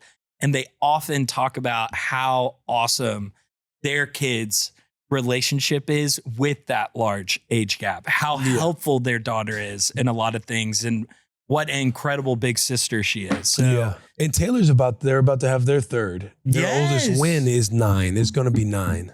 So they'll have a 9-year age gap. She's going to be 9. Yeah. Wyatt and I are 6 years apart. And I love Wyatt. Oh, dude, her being 9 makes me really sad. When I first started here, she was little, and now she's taller than Jill. Jill's 5 foot, by the way. No, dude, I remember when she was the bean, bro. Yeah, we'd be over playing shuffleboard, and Bean would be down for a nap. She'd come down, embrace everybody. Oh, now she's 9. That long curly hair, it's crazy. It's crazy. I have a shout out here from Connor Ferguson. Boys, just wanted to write in with some birthday wishes. My son Cooper turns 1 on July 4th. Let's go, Coop. And I know baby Scarlett hits that milestone the day before. So let's crack some ice cold Olipops and light some fireworks for the kiddos. I will take a sip to that. Have to. I got a little orange squeeze. Connor, great call, dude. I got Chase Daniels' hated rival crisp apple in my hand. Thank you, fellas, for all the laughs and stories each week. My buddy introduced me to the pod right after Coop was born by sending me the Jocko Good clip while we were still in the hospital. I've been an avid listener ever since. You guys are truly an inspiration to all dads out there in the trenches every day. And the community you've built is phenomenal. Remember, boys, we don't have to, we get to. Sherm, it's been awesome listening to you describe the milestones and hilarious stories with Scarlett, because I can absolutely relate with my boy being the same age. Willie C., Where's Spot is a big hit in our bedtime story rotation as well. And Coop is getting a copy of What Do You Do with an Idea for his birthday from Mommy and Daddy. Thank you for the recommendation. Shout out to my amazing wife, Steph, for being the greatest mom and wife Coop man and I could ever ask for. We love you so much, babe. To the PT sickos, remember to empty the diaper genie, take out the trash. We are truly the lucky ones. PT6 out, Connor in Vermont. And Connor provided us with some pictures of that's him and Let's Coop. go. And Steph. There's little Steph. And there's Mr. Coop. Dude, the Where's Spot book. I get so bored reading that damn book. Because like, oh, where's that Spot? He hasn't gotten his dinner yet. And he's like, is he behind the door? She opens up the flap and it's a bear. No. Turn the page. Is he behind the clock? She opens up the clock. Nope. And it's a snake inside. So I'll just be like, sss. Now I switched it up. Last night, I changed the whole thing up. Now when she opens the flaps, because again, this is a very short story. It's like, it's just Where's Spot? You turn the page and the only thing in the book is you just open up a flap. And when you open the flap, it's just an animal and all it says is no. There's no other words. It's probably a good sign that you're bored with your child's book. It's probably a good sign that you're But she bored always with picks it. Like she never wants to, with me, Charles like, oh, she never does Where's Spot. She's always wants Spot with me. You got to get in there and you got to tape in little factoids about your career in football behind each thing. Is he behind the clock? Oh, wait, what is that? Career tackles for loss? It's Willie C in 2012. 10 tackles, 1 interception against Wisconsin. What? That's crazy. Spot the green dot. Is he under the bed? Oh, that's me, Sam Bradford. It's Will Compton's first start against the Arizona Cardinals. 2 tackles. That's not Spot. Huh. Let's check over here in the closet. Oh, 2015 against the Cowboys, his first interception. Oh, is that him doing the swag and surf? You have the little tab that pulls in your Oh my God. We got to do our own kids book. We'll look into it. Yeah, we'll look into it. But what I've started to do is now I just attack her with what I think the animal would do when she opens the flap. Like look under the bed and it's the crocodile. And I'm just like, and just start biting on her leg. She loved it. Wait, is this Rue or Scotzilla? Scotty. Oh, Scotty. Rue reads all the books. Rue's into yeah. all the books. Long stories. Charo, she apologized to me this morning because she's like, this one that we got. I told her to pick out a book from the bookshelf that she hadn't read in a while. And it's like something to do with Maine. Yeah. She's like, it's a long one, but she loved it. So you're probably going to have to read it. And I'm like, God, these long ones, man. Yeah, you're going to start reaching in the library. It's going to be like Pride and Prejudice. You're going to be like, what are we doing? Rue, you just read. If we're doing Pride and Prejudice for bedtime, what are we doing? I have a new one here from Oscar Canella via email. Hi, guys. Longtime listener, first-time writer. I'm a brand new dad-to-be with our little one's expected arrival in February of 2027. Come on. At 40 years old, with my wife at 39, we're starting this adventure a little later than some, but we're incredibly grateful and excited to finally be here. That fires me up. You know, a lot of women that get very... get anxious when that 36-year-old mark hits. Yeah. Because risk and everything else goes up. Oh, for sure. But I love this. And to be honest, I'm feeling just about every emotion possible right now. Excited, nervous, hopeful, overwhelmed. You name it. It feels like I've officially entered the trenches of soon-to-be fatherhood. And I'm trying to prepare as best as I can. Great head start. February of 27. Like you have the right urgency right now, Yeah, Oscar. you're good. I've already started scouting local dad groups around LA because I know I'm going to need the wisdom of veterans who have survived diaper blowouts, sleep deprivation, and toddler negotiations. Yeah. I've also been working out more, partly for my health, but mostly because I figure fatherhood is going to involve a lot of bending, lifting, carrying, and chasing tiny little humans at full speed. Yep. 100% on that. I like to think I'm a new recruit hoping to earn a spot in the Papa Team 6 squadron. Training has begun, morale is high, and readiness is somewhere between fully prepared and absolutely no idea what I'm doing. You're in the right pocket, brother. You're part of the right squadron. That's me. Come on, Chef. I'd love to hear any advice you have for first-time dads who are a few months into the journey and trying to get their minds and backs ready for what's ahead. Thanks for all you do. Your conversations have already helped me feel more prepared and a little less alone as I step into this next chapter. Cheers, says future Papa Team 6 recruit. This is a fellow Papa Team 6 recruit, Oscar Canella. Dude, Oscar is very locked in and already on the right track. The only advice that I was going to give, which he said it best, that dad's group, I feel like doing this show with you kind of filled the gap for me finding a dad group. Like I didn't really need it because I got to do this show with you. And it made it very tangible and realistic to just hear you talk about And the write-ins of people giving us acts and wins and losses and even seeing Taylor and Jeremy in the office and talking with them, hearing them talk about like getting around other dads, dude, is just such a pro move.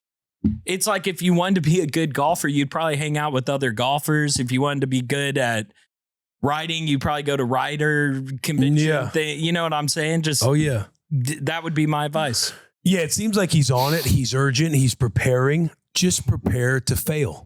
Also that's the biggest thing is don't go sideways when things don't go to plan. You're gonna learn throughout the entire process. You're gonna fail through it all, man. Yes. The best thing, like for me, what I did when I was preparing for Rue to come was, and I've said it in several episodes, but I wanted to be on top of what sleep training was and involved, like 12 hours by 12 weeks. I've read Strong Fathers, Strong Daughters because I was having a girl. Oh, I read it while Rue was here. Yep.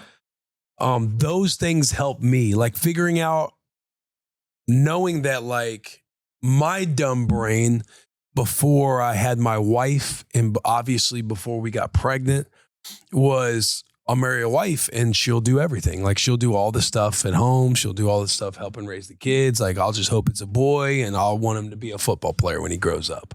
Boom. I'll want him to be like dad. Yeah. And then because of how much my mom did for us, did for me, I'm just like, you marry somebody, they'll handle it. Yeah. They'll tell me what to do. Yeah. Then you learn, as we all know in marriage, it doesn't work like that. That expectation is insane. Yeah. And you work together. And so figuring out that how much the women stress when they're pregnant and losing identity and going from whoever they were to now going into the identity of mom and losing themselves a little bit and seeing the hormone adaptations that take place, the mental shift that they have, the things that they have to be on top of, where it puts a lot of stress on them. For me, it was obviously conversations with my wife, but figuring out like, I need to figure out lanes of preparing on my own. So it's not me just being like, hey, what do you need me to do? What do you want me to do? What book should I read? Like you can ask simple things like that, but I can tell you this, your partner wants you to be intentional and think for yourself. And it's just not them doing all the thinking. And so my lane felt more of like, how do I prepare for when the baby's here? The sleep training, because obviously nobody gets a lot of sleep when the baby's here. How I can be supportive because they're going to be waking up a lot more in the middle of the night than I am. Or I'm hopeful anyway. There's some situations where you wake up with your partner while they feed or pump, whatever the case may be. But just I'd prepare that. I don't know if I gave you a whole lot there. You did. But those are the things I thought about as I was developing my own sense of self into fatherhood. A creator in the dad space, Trey Kennedy, hopefully future friend of the show, Trey Kennedy, has a great character that he does of a terrible father. Yeah. And my favorite bit that he does is, honey, I'm here awaiting your instructions. I won't be doing anything until told otherwise. That is every woman's worst nightmare. Just, you haven't told me to do anything, so I'm just waiting. I won't do anything until you tell me what to do. Yeah. If you're doing stuff proactively, that dude, and that's not even just with kids. That's just around the house. That's like you want to get some bonus points with your wife in your marriage. Not even talking about being a good dad, dude. Oh my God. We just talked about it at the beginning of the show where I was doing the dishes and had the headphones on. Yeah. Just keep the eyes and ears open when it's here. Because again, there's nothing that you're going to be able to, I mean, there are things you're going to be able to prepare for before the baby comes, but just prepare to fail. And just be aware, because you're going to be in your own situation. Like me, I was still trying to play football. We had busting with the boys going. But knowing how much work goes into the kid, goes into the newborn when they get here, you realize how much your wife has to kind of sacrifice and do for all of it to function. Yeah. And the mental, you touched on it with your initial answer too, the mental weight, really anything to soften that mental weight as the due date comes closer and closer. Because how many weeks pregnant is she? I forget from his. The baby is due February 27th. Oh, okay. So he's got plenty of time. His urgency and prep right now he's so locked in. Keep that. You're years ahead. Keep that same energy, Oscar, and just keep on lessening that mental load on your wife. And dude, everyone wins. And you're saying it right now. It's less about the newborn and more about the partnership. Yes. More about the teammate aspect with your wife. Yes. Because when y'all are a good team and are fully operating and know that you have each other's backs, that's when the fireworks and the fun happen with the kiddo. That's when the mental load is off. And now we're both experiencing. We're operating. Yes, we're operating and we're having fun with our girl and we're able to play with her at dinner and make funny faces at her and feed her because dad's got cleanup and mom's got bedtime duty after this. We're good. We got it. Like everything starts working. Everything starts working. It's fun to watch you, man, because I just remember when you were not even having Scarlett yet, the conversations we would have. And even when Scarlett was here, the conversation, how they've developed over the last year. I see your confidence, your comfort in talking about these things now that you have a year of experience. Well, a year of messing up, exactly like you said. I truly like it. You will learn so much from just fucking up. It's the best way to learn as a dad. And as long as you care and you're intentional, like you're gonna figure it out. Yeah. And if you care and you're intentional, you're still gonna fuck up. Like you are not just saying that to make people feel good. Yeah, like, no, not at all. This is something that will never, ever go to plan ever. Just being a dad. Yeah, man. I'd love to do a crack a cold one. Well, as you know, Willie C. Crack a Cold One is brought to us by Olipop. What do you got right there? Crisp apple. Classic grape sitting next to me. I mean, honestly, shout out all the Olipops, but you guys know these are my two favorites right here. Raspberry sherbet's right there, which is a new flavor. One. Blackberry vanilla's right here, new flavor. New one. You know what's not new? The deal that Olipop is still doing. They Nice transition. thank you very much. They want everybody to enjoy Olipop as much as they can, and it's still the buy two, get one free. They will pay you back for any 2 Olipops that you purchase. That works at any retailer. That works with any flavor. You can mix and match. You just go to drinkolipop.com/BWTB. Buy any 2 individual cans. They will pay you back for 1. Guys, you can find them at Walmart. You can find them at Target or in the refrigerated aisle. Amazon. You can buy them online at Amazon. Yeah. You can also buy them online at drinkolipop.com. Dude, this is a perfect one. I have a dad hack here on Discord. Ooh, what From they Seth do? Bishop. What they 11. do? Attention sickos. Our beloved Olipop is on sale for Prime Day, 20 to 24% off. Oh. I know good and damn well all of our MT sickos will be having 30 plus packages showing up to the house over the next few days. Get her to throw some on the cart. And he even sent a picture of how he's got some on the cart going right now. Dang, dude. So he's even, we got the boys What on a Olipop. dad hack. Yeah, that it was under, as you guys see, just so you guys know, dad hacks. Hey, that actually really gets me. My crack a cold one is the first birthday and going on vacation. Oh, crack a cold one, right? We're in the middle of summer. I hope everybody's crack a cold one is figuring out some vacation they're going on, because mine is to Italy and Austria. Yes. And I'm pretty sure, and I don't want to put them on blast, but I'm pretty sure that my dad and my brother and my mom, all sparkling water peeps, but I don't know if they are on the new kind of soda Olipop like they should be. And I think that I'm going to be a Olipop sicko on my vacay and come strapped with Olipop. Yeah. I'm going to convert them. That is also my crack a cold one, is I'm going to get my mom addicted to Olipop. There we go. Drink Olipop, man. Come on, man. Drink Olipop. I have some shout outs, so we want to rip through shout outs. Please. And then I have a fun little PT6 community read. Okay. It's from Brianne Friedman via email. Email is 601thedads@gmail.com. Hey, PT6. I wanted to give a first Father's Day shout out to my husband, Jordan.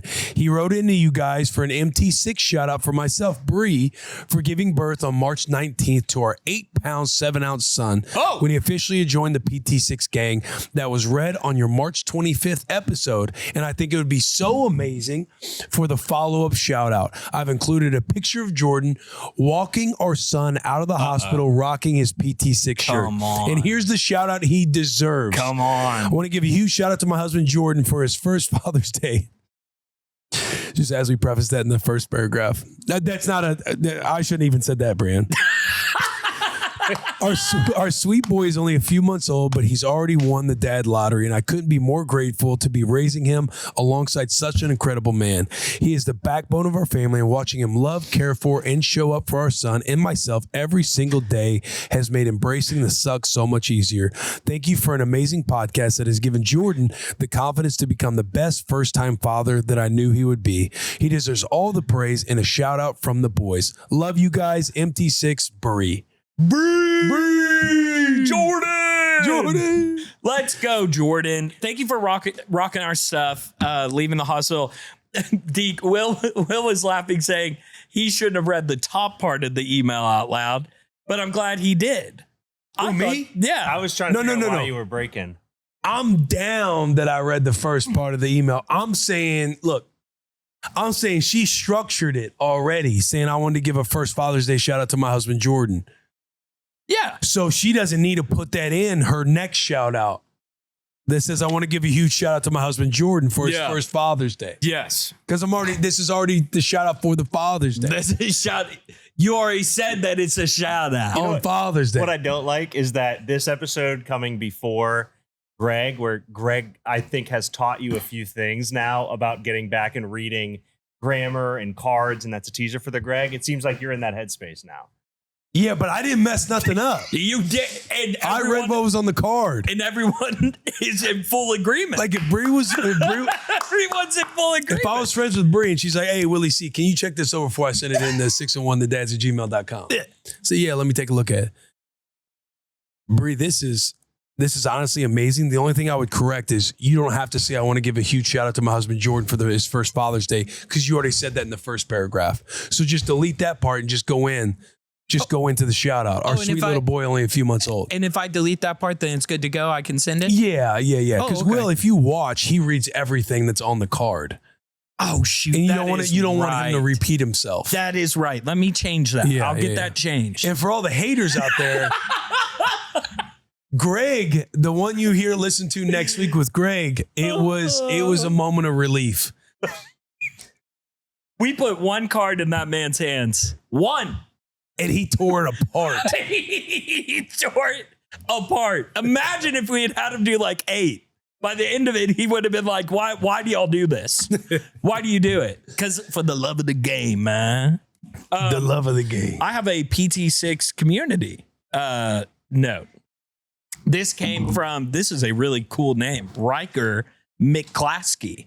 Wow. Riker McClaskey wrote in, PT6 goes, lifelong listener here, 1 full year, and proud father of my daughter, 13-month-old Scotty, a.k.a. another Scotzilla. Let's go. Come on, Riker. Thank you, boys, for all that you do. I've enjoyed episodes at 2 a.m. while rocking my daughter back to sleep in the trenches and on PT Fit runs, where I'm mostly just trying not to die. Thanks for keeping this fatherhood journey fun. Today's topic, trash etiquette. Nice. Let's see what Riker has to Let's say. dive in. As a dad, I am drowning in trash. Amazon boxes, wipe diaper boxes, everything in between. It never ends. My cans are full midway through the week, every week. So I need the PT ruling. Is it acceptable to throw your overflow trash into a neighbor's can when theirs isn't full? I'll go ahead and tell you, I'm already doing it. Riker.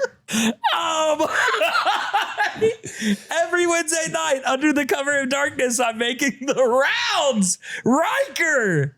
I'm making the rounds. I'll let you weigh in, but I am PTT, Papa Team Trash. So here's the question. If your cans are full, is it fair game to put extra trash in your neighbor's cans?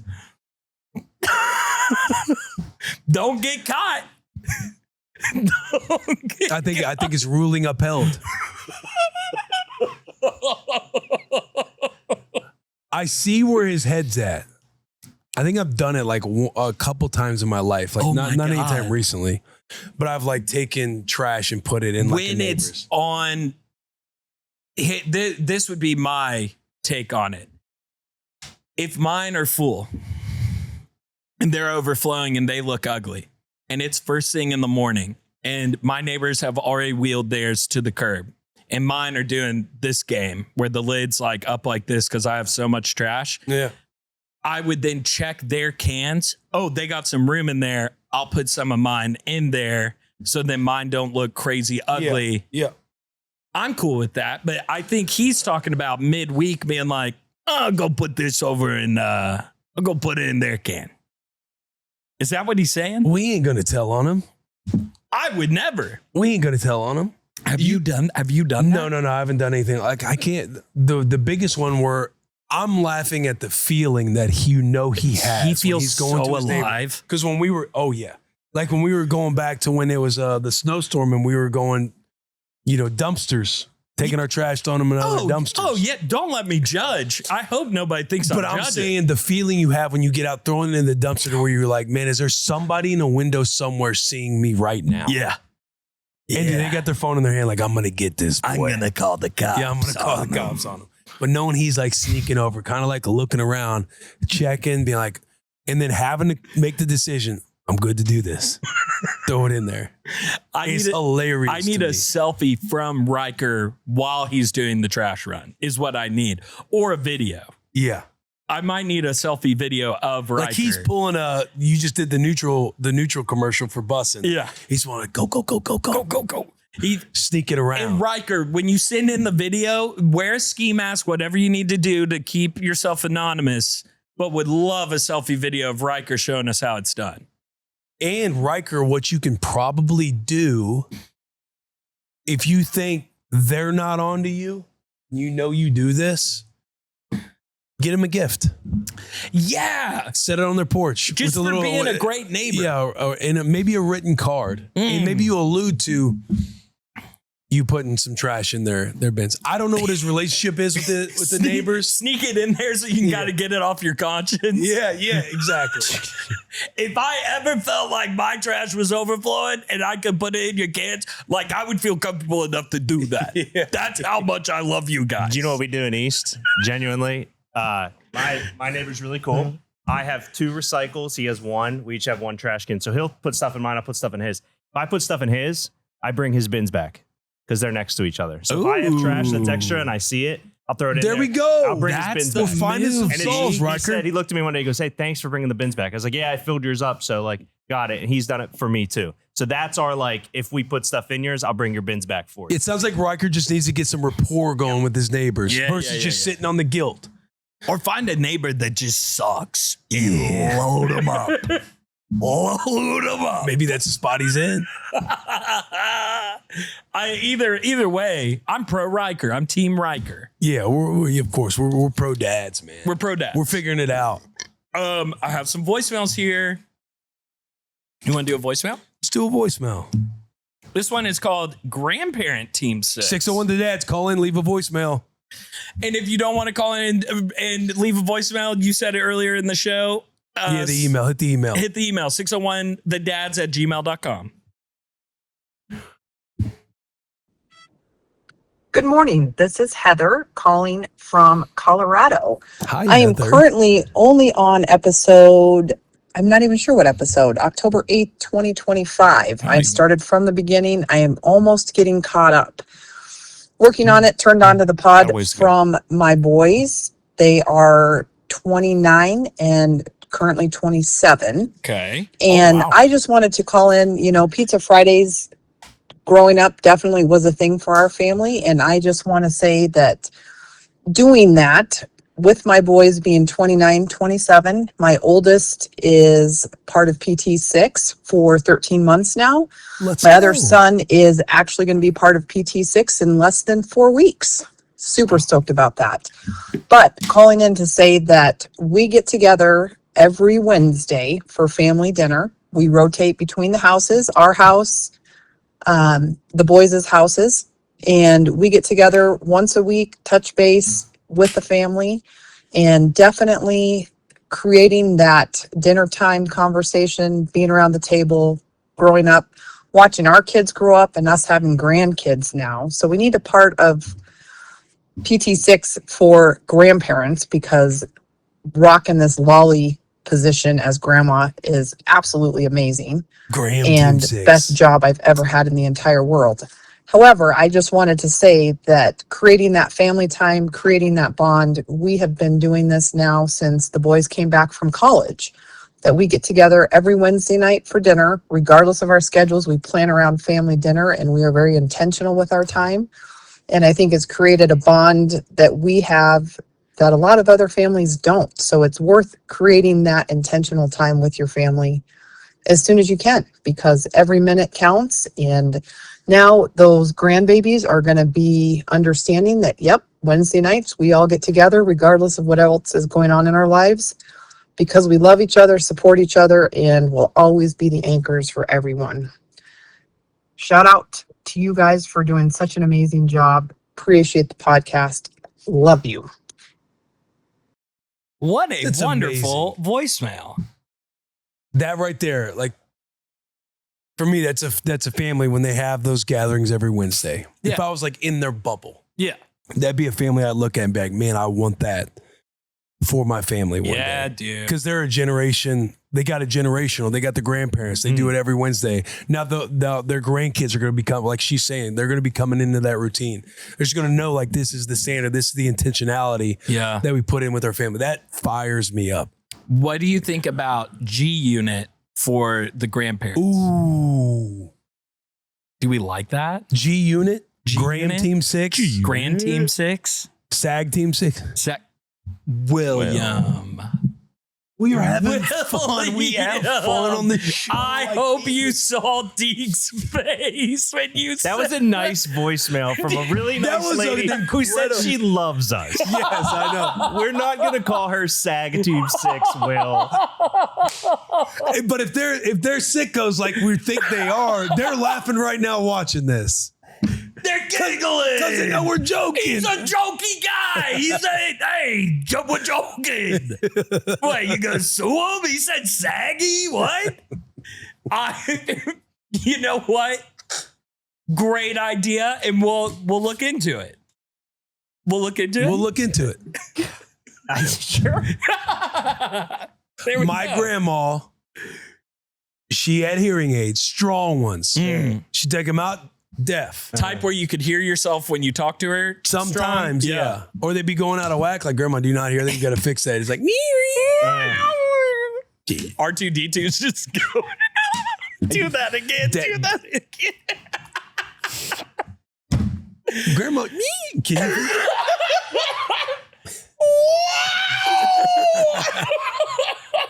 Deaf Team 6?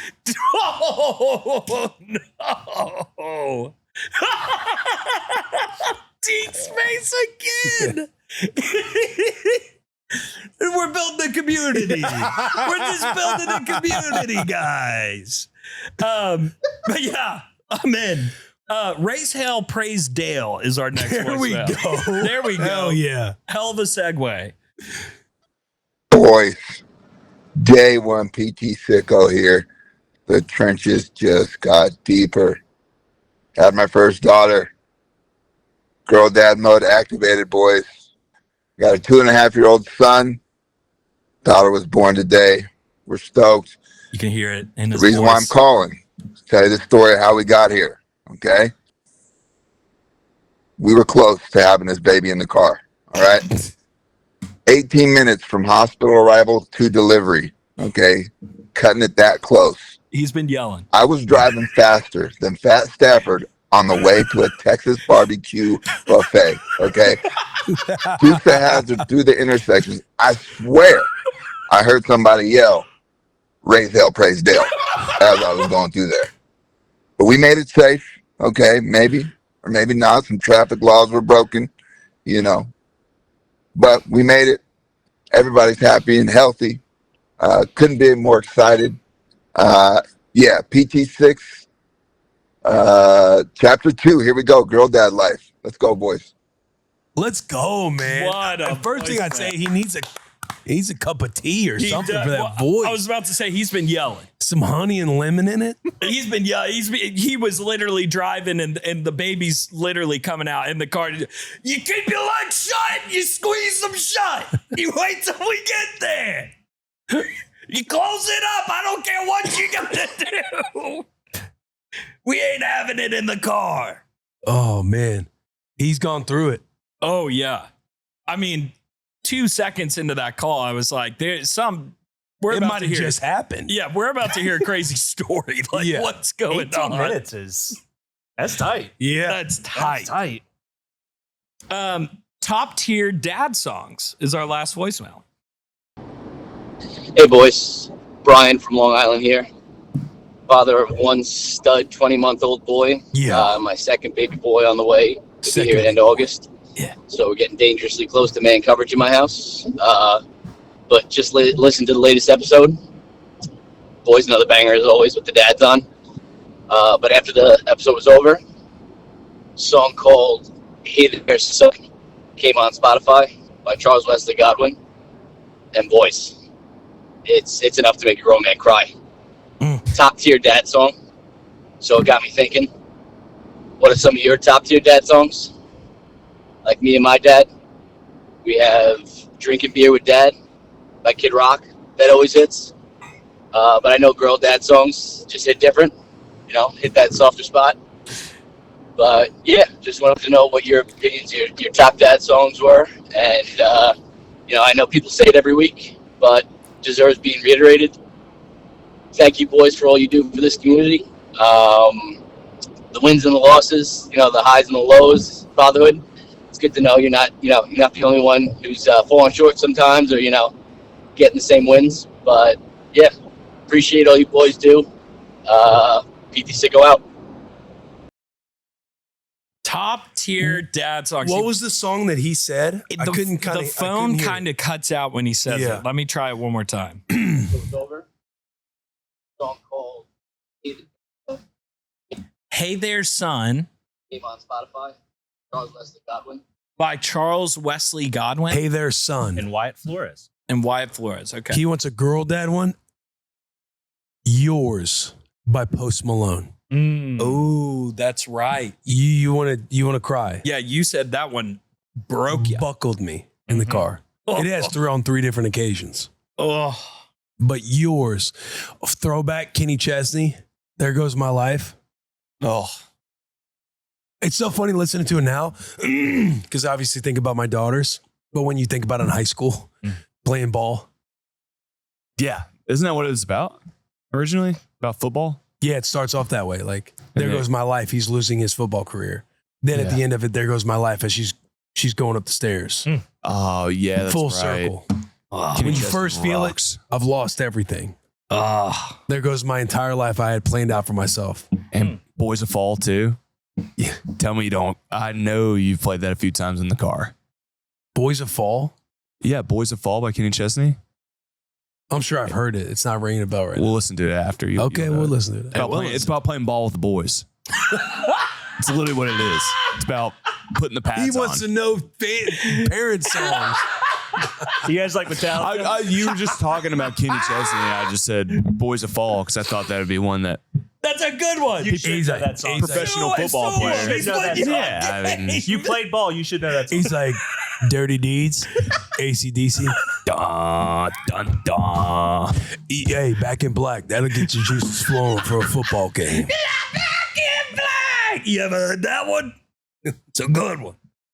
You got a nice ACDC voice. Thank you, dude. I practiced. ACD. You got a nice ACD voice. ADHD voice You sound like ACD.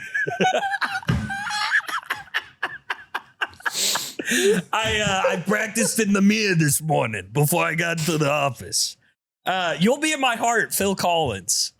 We played it when we left the hospital with Scarlett. I heard it, I believe in a Target, just like playing over and talk about like the least romantic place ever of just fluorescent lights, people all around, and that song was playing, dude. I haven't sat there and listened to it by myself, but I think I know what will happen when I do. It's a very sweet song. Yours, Post Malone. I'm going to listen to that. Listen to that one. What do Make you sure got? you're in a safe space. Hey, what do you got right there, man? What do you? I got an email from Waylon Ransom. Ooh, talk about now. That's a Texas quarterback name, by the way. Say that one again. Waylon Ransom. What's up, boys? Want to give a shout out to my wife, Caitlin. She got me some merch for my birthday, June 6th, just in time for our vacation. Summertime vacation, boys. Come on, man. The one item I had to have was the white hat and black rope that says good. Wore it the entire 17 and a half hour drive. Also got a For the Dead shirt with No One Is Coming to Save You. A Bussin' with the Boys and Budweiser collab shirt and a PT6 coffee mug. No. So shout out to my awesome wife for almost 11 years, and shout out to you boys. Keep it under an hour. Make sure the trash is put out. PT Sicko out. P.S. Thinking about getting some new ink soon. Might need to get a PT6 tattoo with What? y'all's blessing, of course. Oh, shit. Wayland's a sicko. Dude, Waylon, do it. 6 yards on the carry by Waylon Ransom. That's another first down, Eagles. Waylon Ransom. Isn't that just a quarterback name? Yeah. I love that you're still on Waylon Ransom. That's a football player's name. Now you're painting his career for us. Thank you. In real time. Thank you. What tat should he get? Is this PT6 specific? He should get the bear. I was going to say right behind Sherm. He should get the bear. I'm thinking Bear, Simply Papa Team 6, or Simply Good. I like the wolves too. Oh, Right behind yeah, Sherman. the wolves behind you, Sherm. What if it's the bear and he's the smoke from his cigar? Sure, is move the your mic. wolves, and on his helmet it says good. God dang. It depends on where he gets the tattoo. Forehead. Or a teardrop of the teddy bear. But something like that on like a leg or like thigh. Like I just feel like that would look really good on the thigh. That feels like an arm tat to me, like a forearm tat. He could do something sick on his chest. Or he'd get an ass tat. Ooh, That says, put a bow on. oh, that on his ass with put a bow on it underneath it would go crazy. I hope he does it, and I hope he sends photos. Maybe even a video. Who knows? Waylon Ransom with the ass tat. Put a bow on it. I have an email that apparently is a sad alert email. Ooh. Buckle up. I will get into that. Alexis, I want to apologize in advance for the pronunciation of your last name. This comes from Alexis Waquez. Good morning, boys. My name is Alexis. I am so sorry. Let me start again. The S is silent in her name. So my name is Alexi, and I joined Papa Team 6 3 months ago, thanks to my incredible wife. It's a guy. I'm going to start completely over and apologize for everything. I assume it is a gentleman, I should say, but the name is Alexi, as in the guy from Stranger Things. Like, Yes. Alexi. Okay. I am locked in now. Lock in. I am locked in now. This comes from Alexi Waquez. Alexi says, my name is Alexi, and I joined Papa Team 6 3 months ago, thanks to my incredible wife. She went through 40 hours of labor and push for 4 hours just to have the OBs cut her stomach and simultaneously push and pull our little guy out of the birth canal. She went through hell like a true MT sicko so we could welcome our little Sebastian into our beautiful family. I'm originally from Belgium. I moved to Indiana 6 years ago. All of my family still lives abroad. So we were so excited to have my parents visit for 5 days at the end of April to meet their second grandchild. Yes, my older brother beat us by welcoming their adorable baby girl a month before us in true firstborn fashion. We were very much in the trenches during my parents' visit, but managed to have a great time with them. They were able to give us downtimes where we could focus on ourselves and our little guy, even spent nights at the Airbnb nearby to lighten our load, and babysat so we could have our first date away from the kid to celebrate our 13th year anniversary of getting together. We spent quality time with them, relaxing in the yard, eating lunch and dinner with them, enjoying neighborhood walks and whatnot.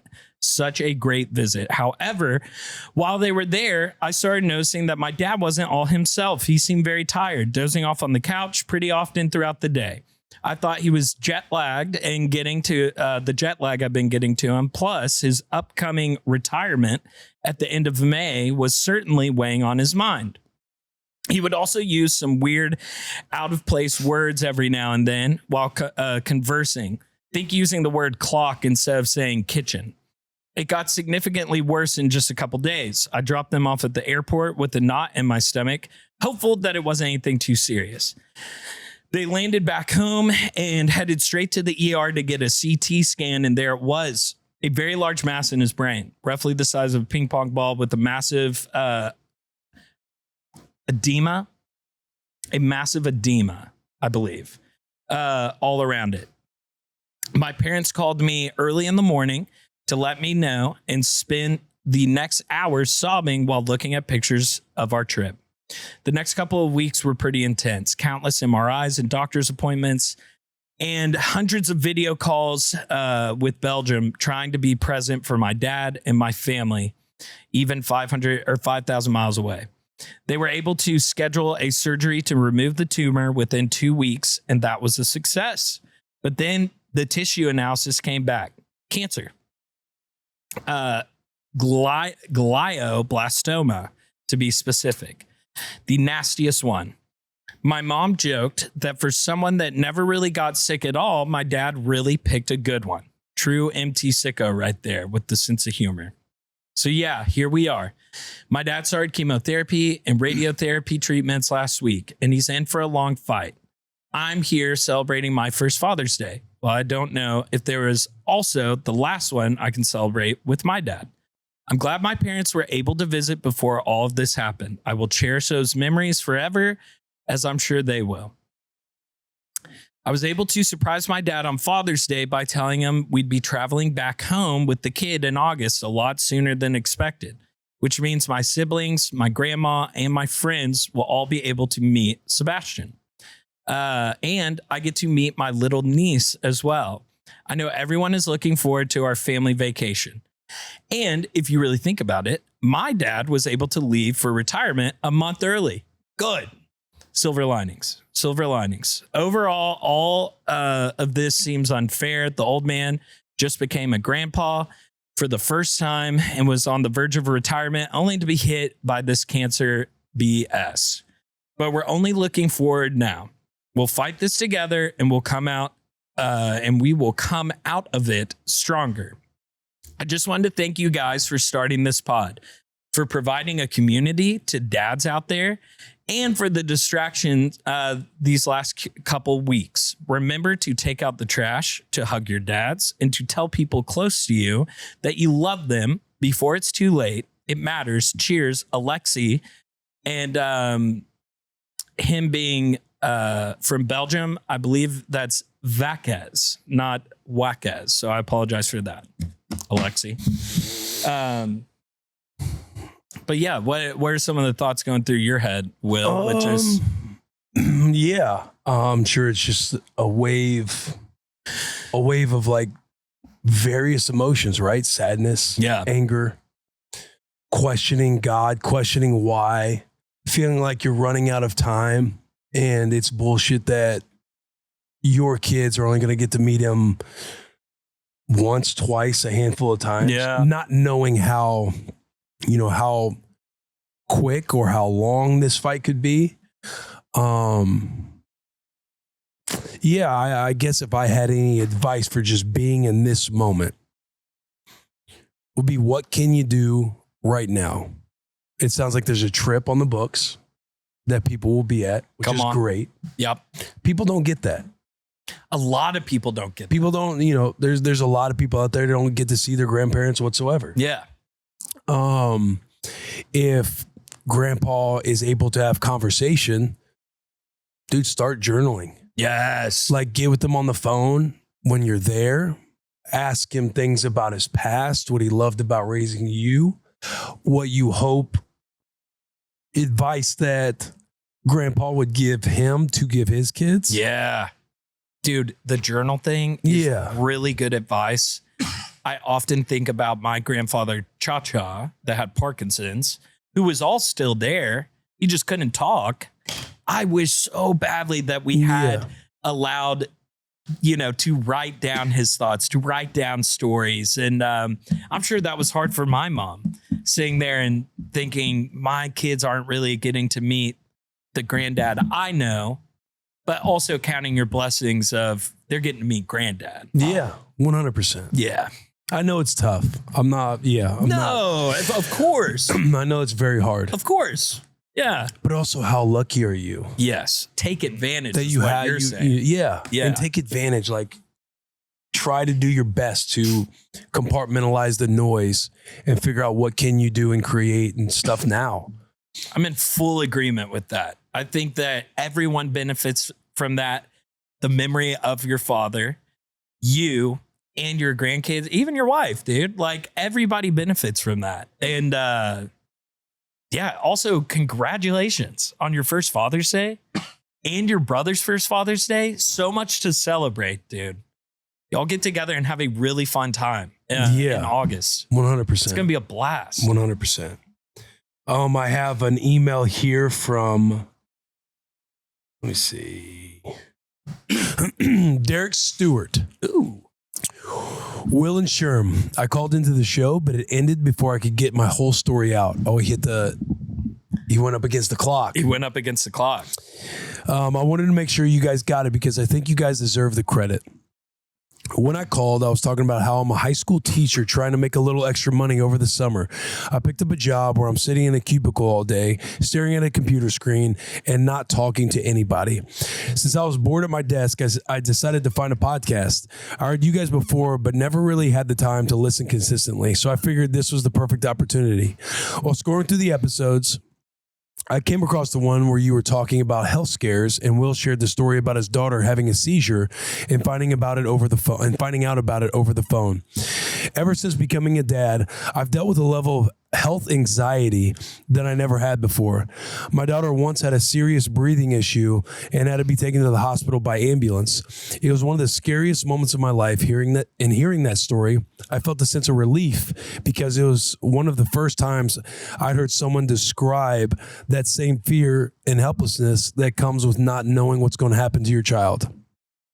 I got pretty emotional listening to it and actually started tearing up at my desk. Here's where it gets funny.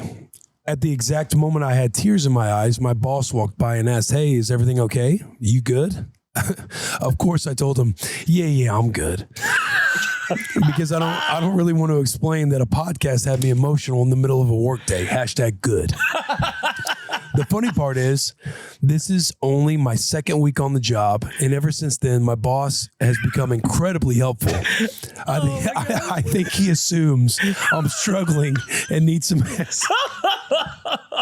I think he assumes I'm struggling and need some extra support, so he's eased up on my workload quite a bit. So now I'm in a pretty great win-win situation. Your podcast helped me feel understood, and somehow it also got me a lighter workload. I just wanted to share that story and let you know how much I appreciate what you guys are doing. You don't have to do this podcast, but I know you're bringing a lot of relief, encouragement, and joy to dads everywhere. Appreciate you, boys. Cheers, Derek. Thank you for writing in. That is all. Dude, what a great email. That was a fabulous email. Like, hey, you doing, man, you doing all right? First couple weeks there, like, fuck. Yeah, I'm fucking good. Yeah. Really good, actually. Let's take a little bit off your plate, man. You know, Derek does a great job around here. Yeah. Everybody really loves him, but I saw him crying in his cubicle the other day. Yeah. Maybe we're putting too much on his plate. Do you think he's overworked? Or somebody's like, hey, I think something's off with Derek. No, man, you don't know what he's going through. He shows up, busts his ass here.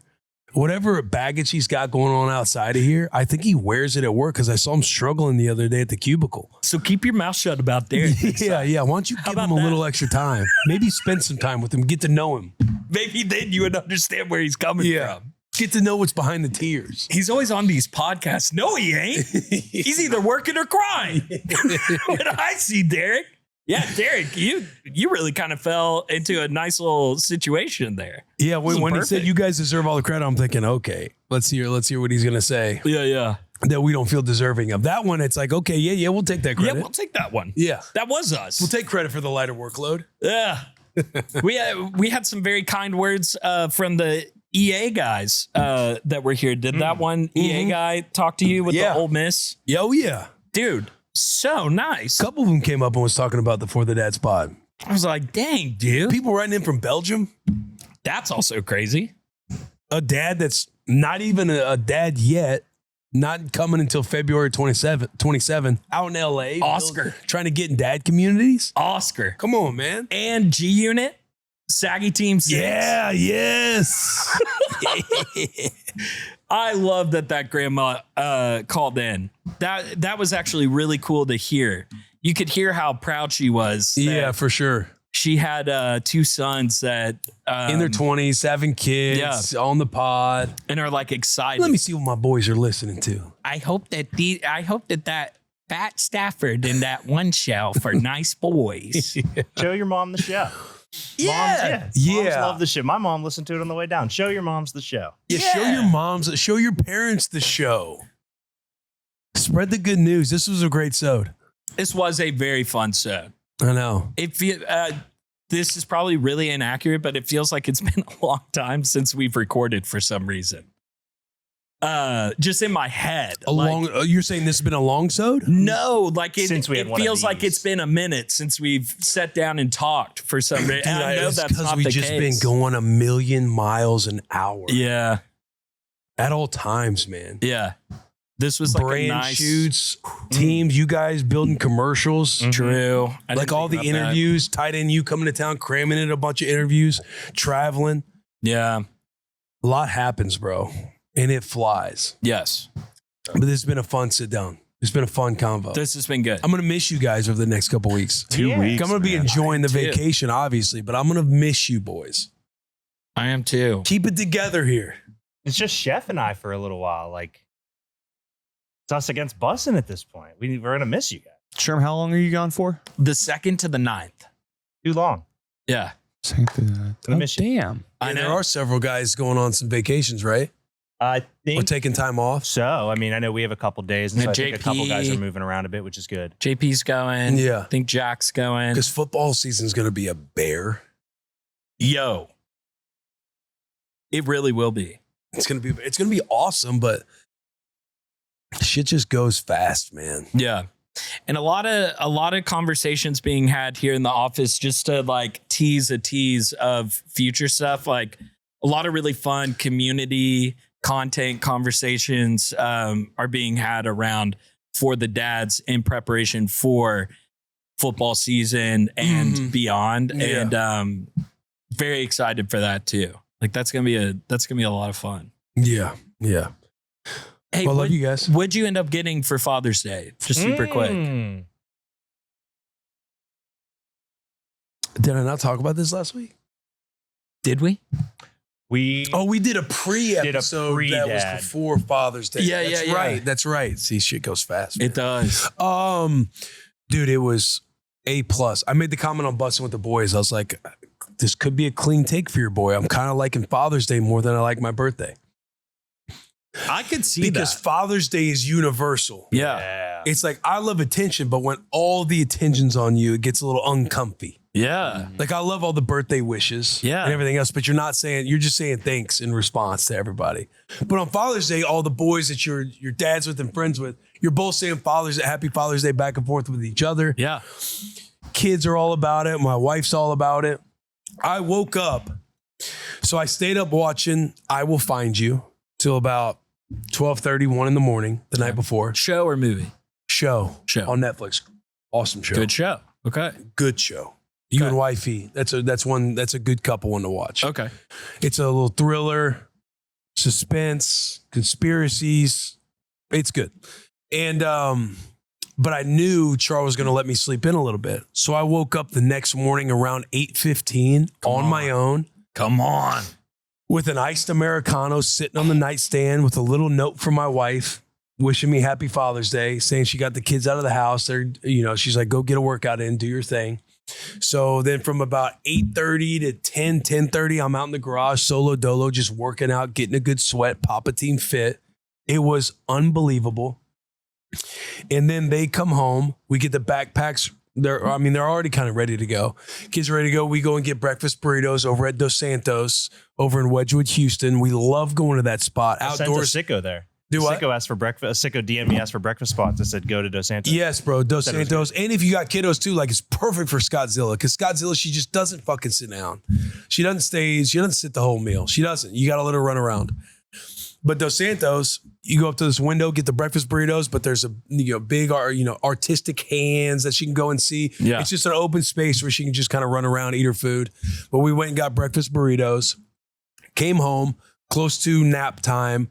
I took Rue to see Toy Story 5. That's right. Charo stayed back with Scotty so she could do nap time and Charo Yeah. would get some free time. That's kind of how I was setting it up. I was like, I can go take Rue to Toy Story 5 at 1 and you can have a couple hours of free time yourself. I come back home. Charo didn't take any free time. She cleaned and organized my closet. What? And that was honestly my favorite gift. What?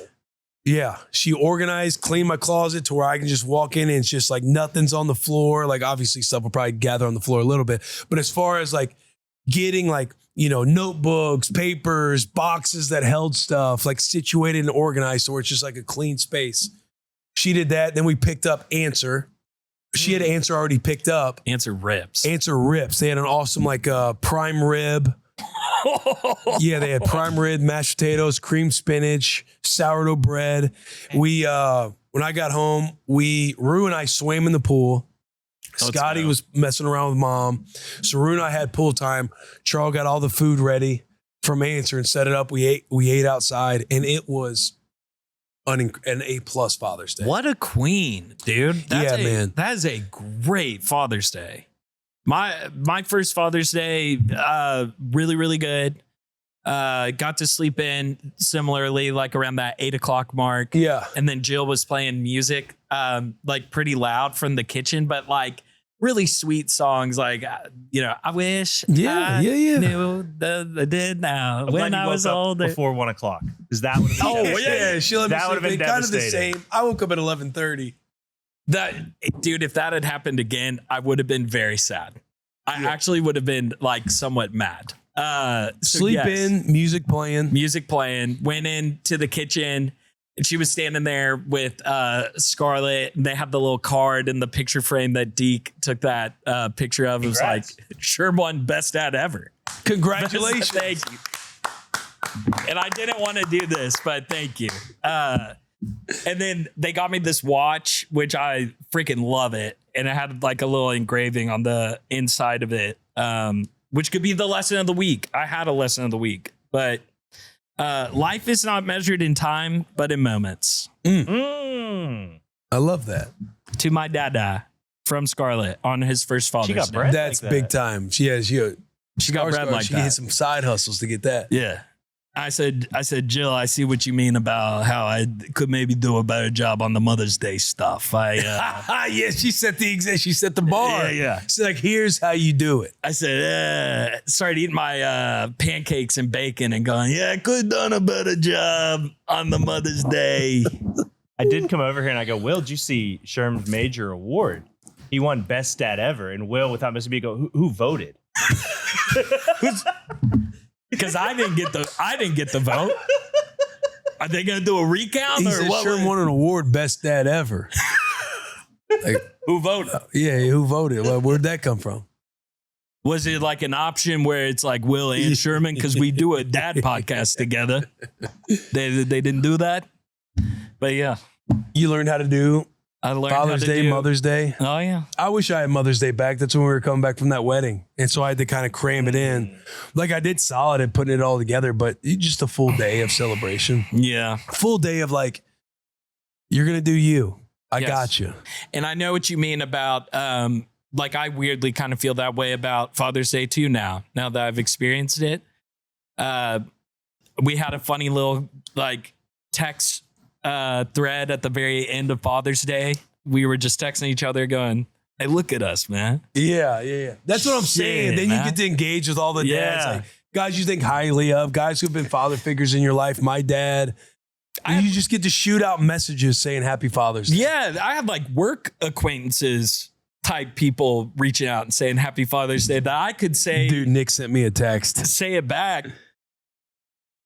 Nick Hallett. Yeah. It wouldn't be a, And I forgot to respond to him. oh no. Yeah. It wouldn't be an episode of For the Dads if we didn't bring up Nick Hallett.